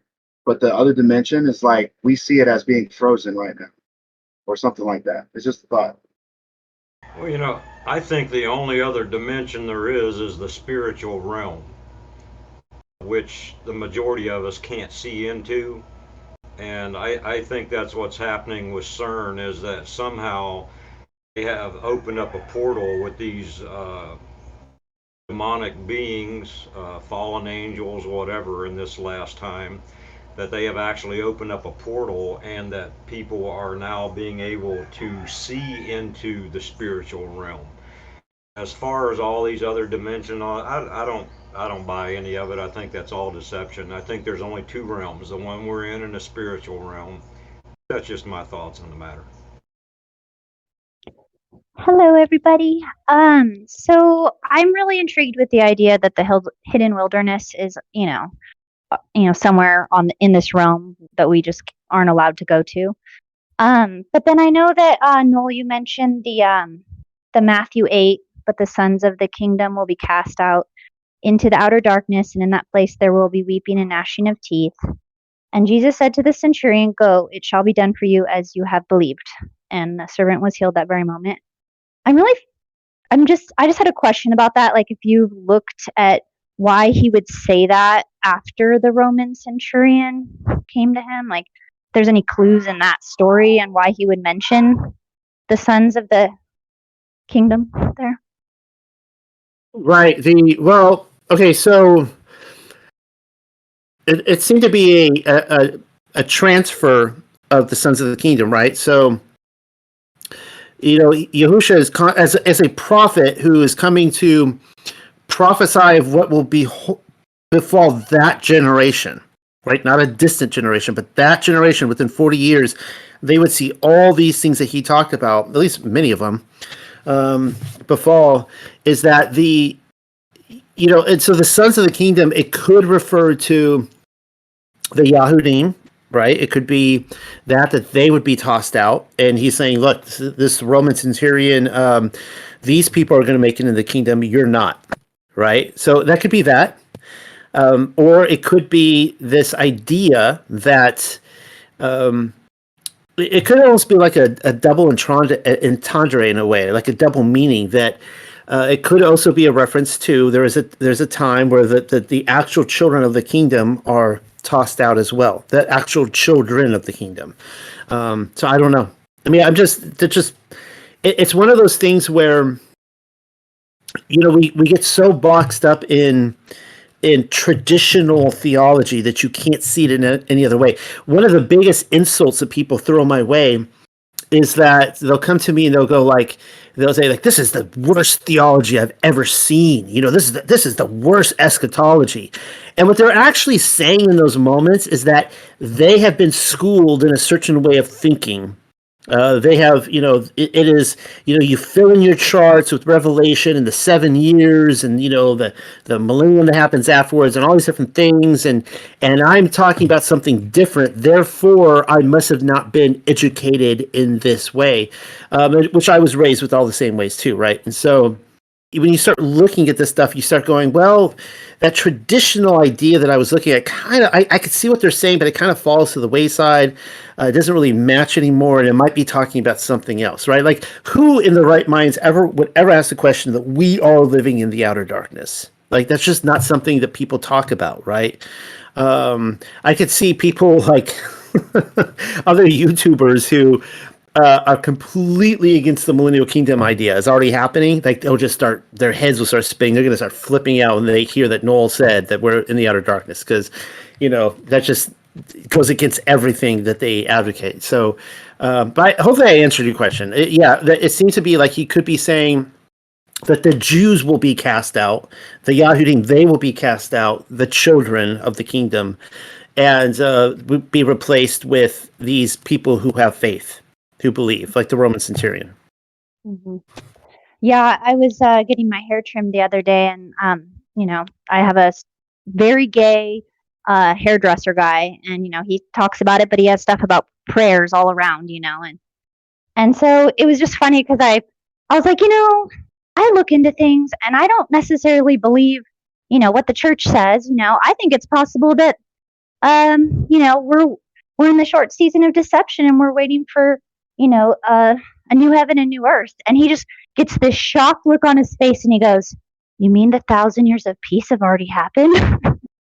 And I just laugh and say, "It's possible." And it was just so cool to see him, because that made, it's like that traditional idea that we're still waiting forever. It's a way that people lose hope. And so it's like, for him to maybe go home and think about that could maybe make him reconsider some of the way he's living. And so I think this is amazing.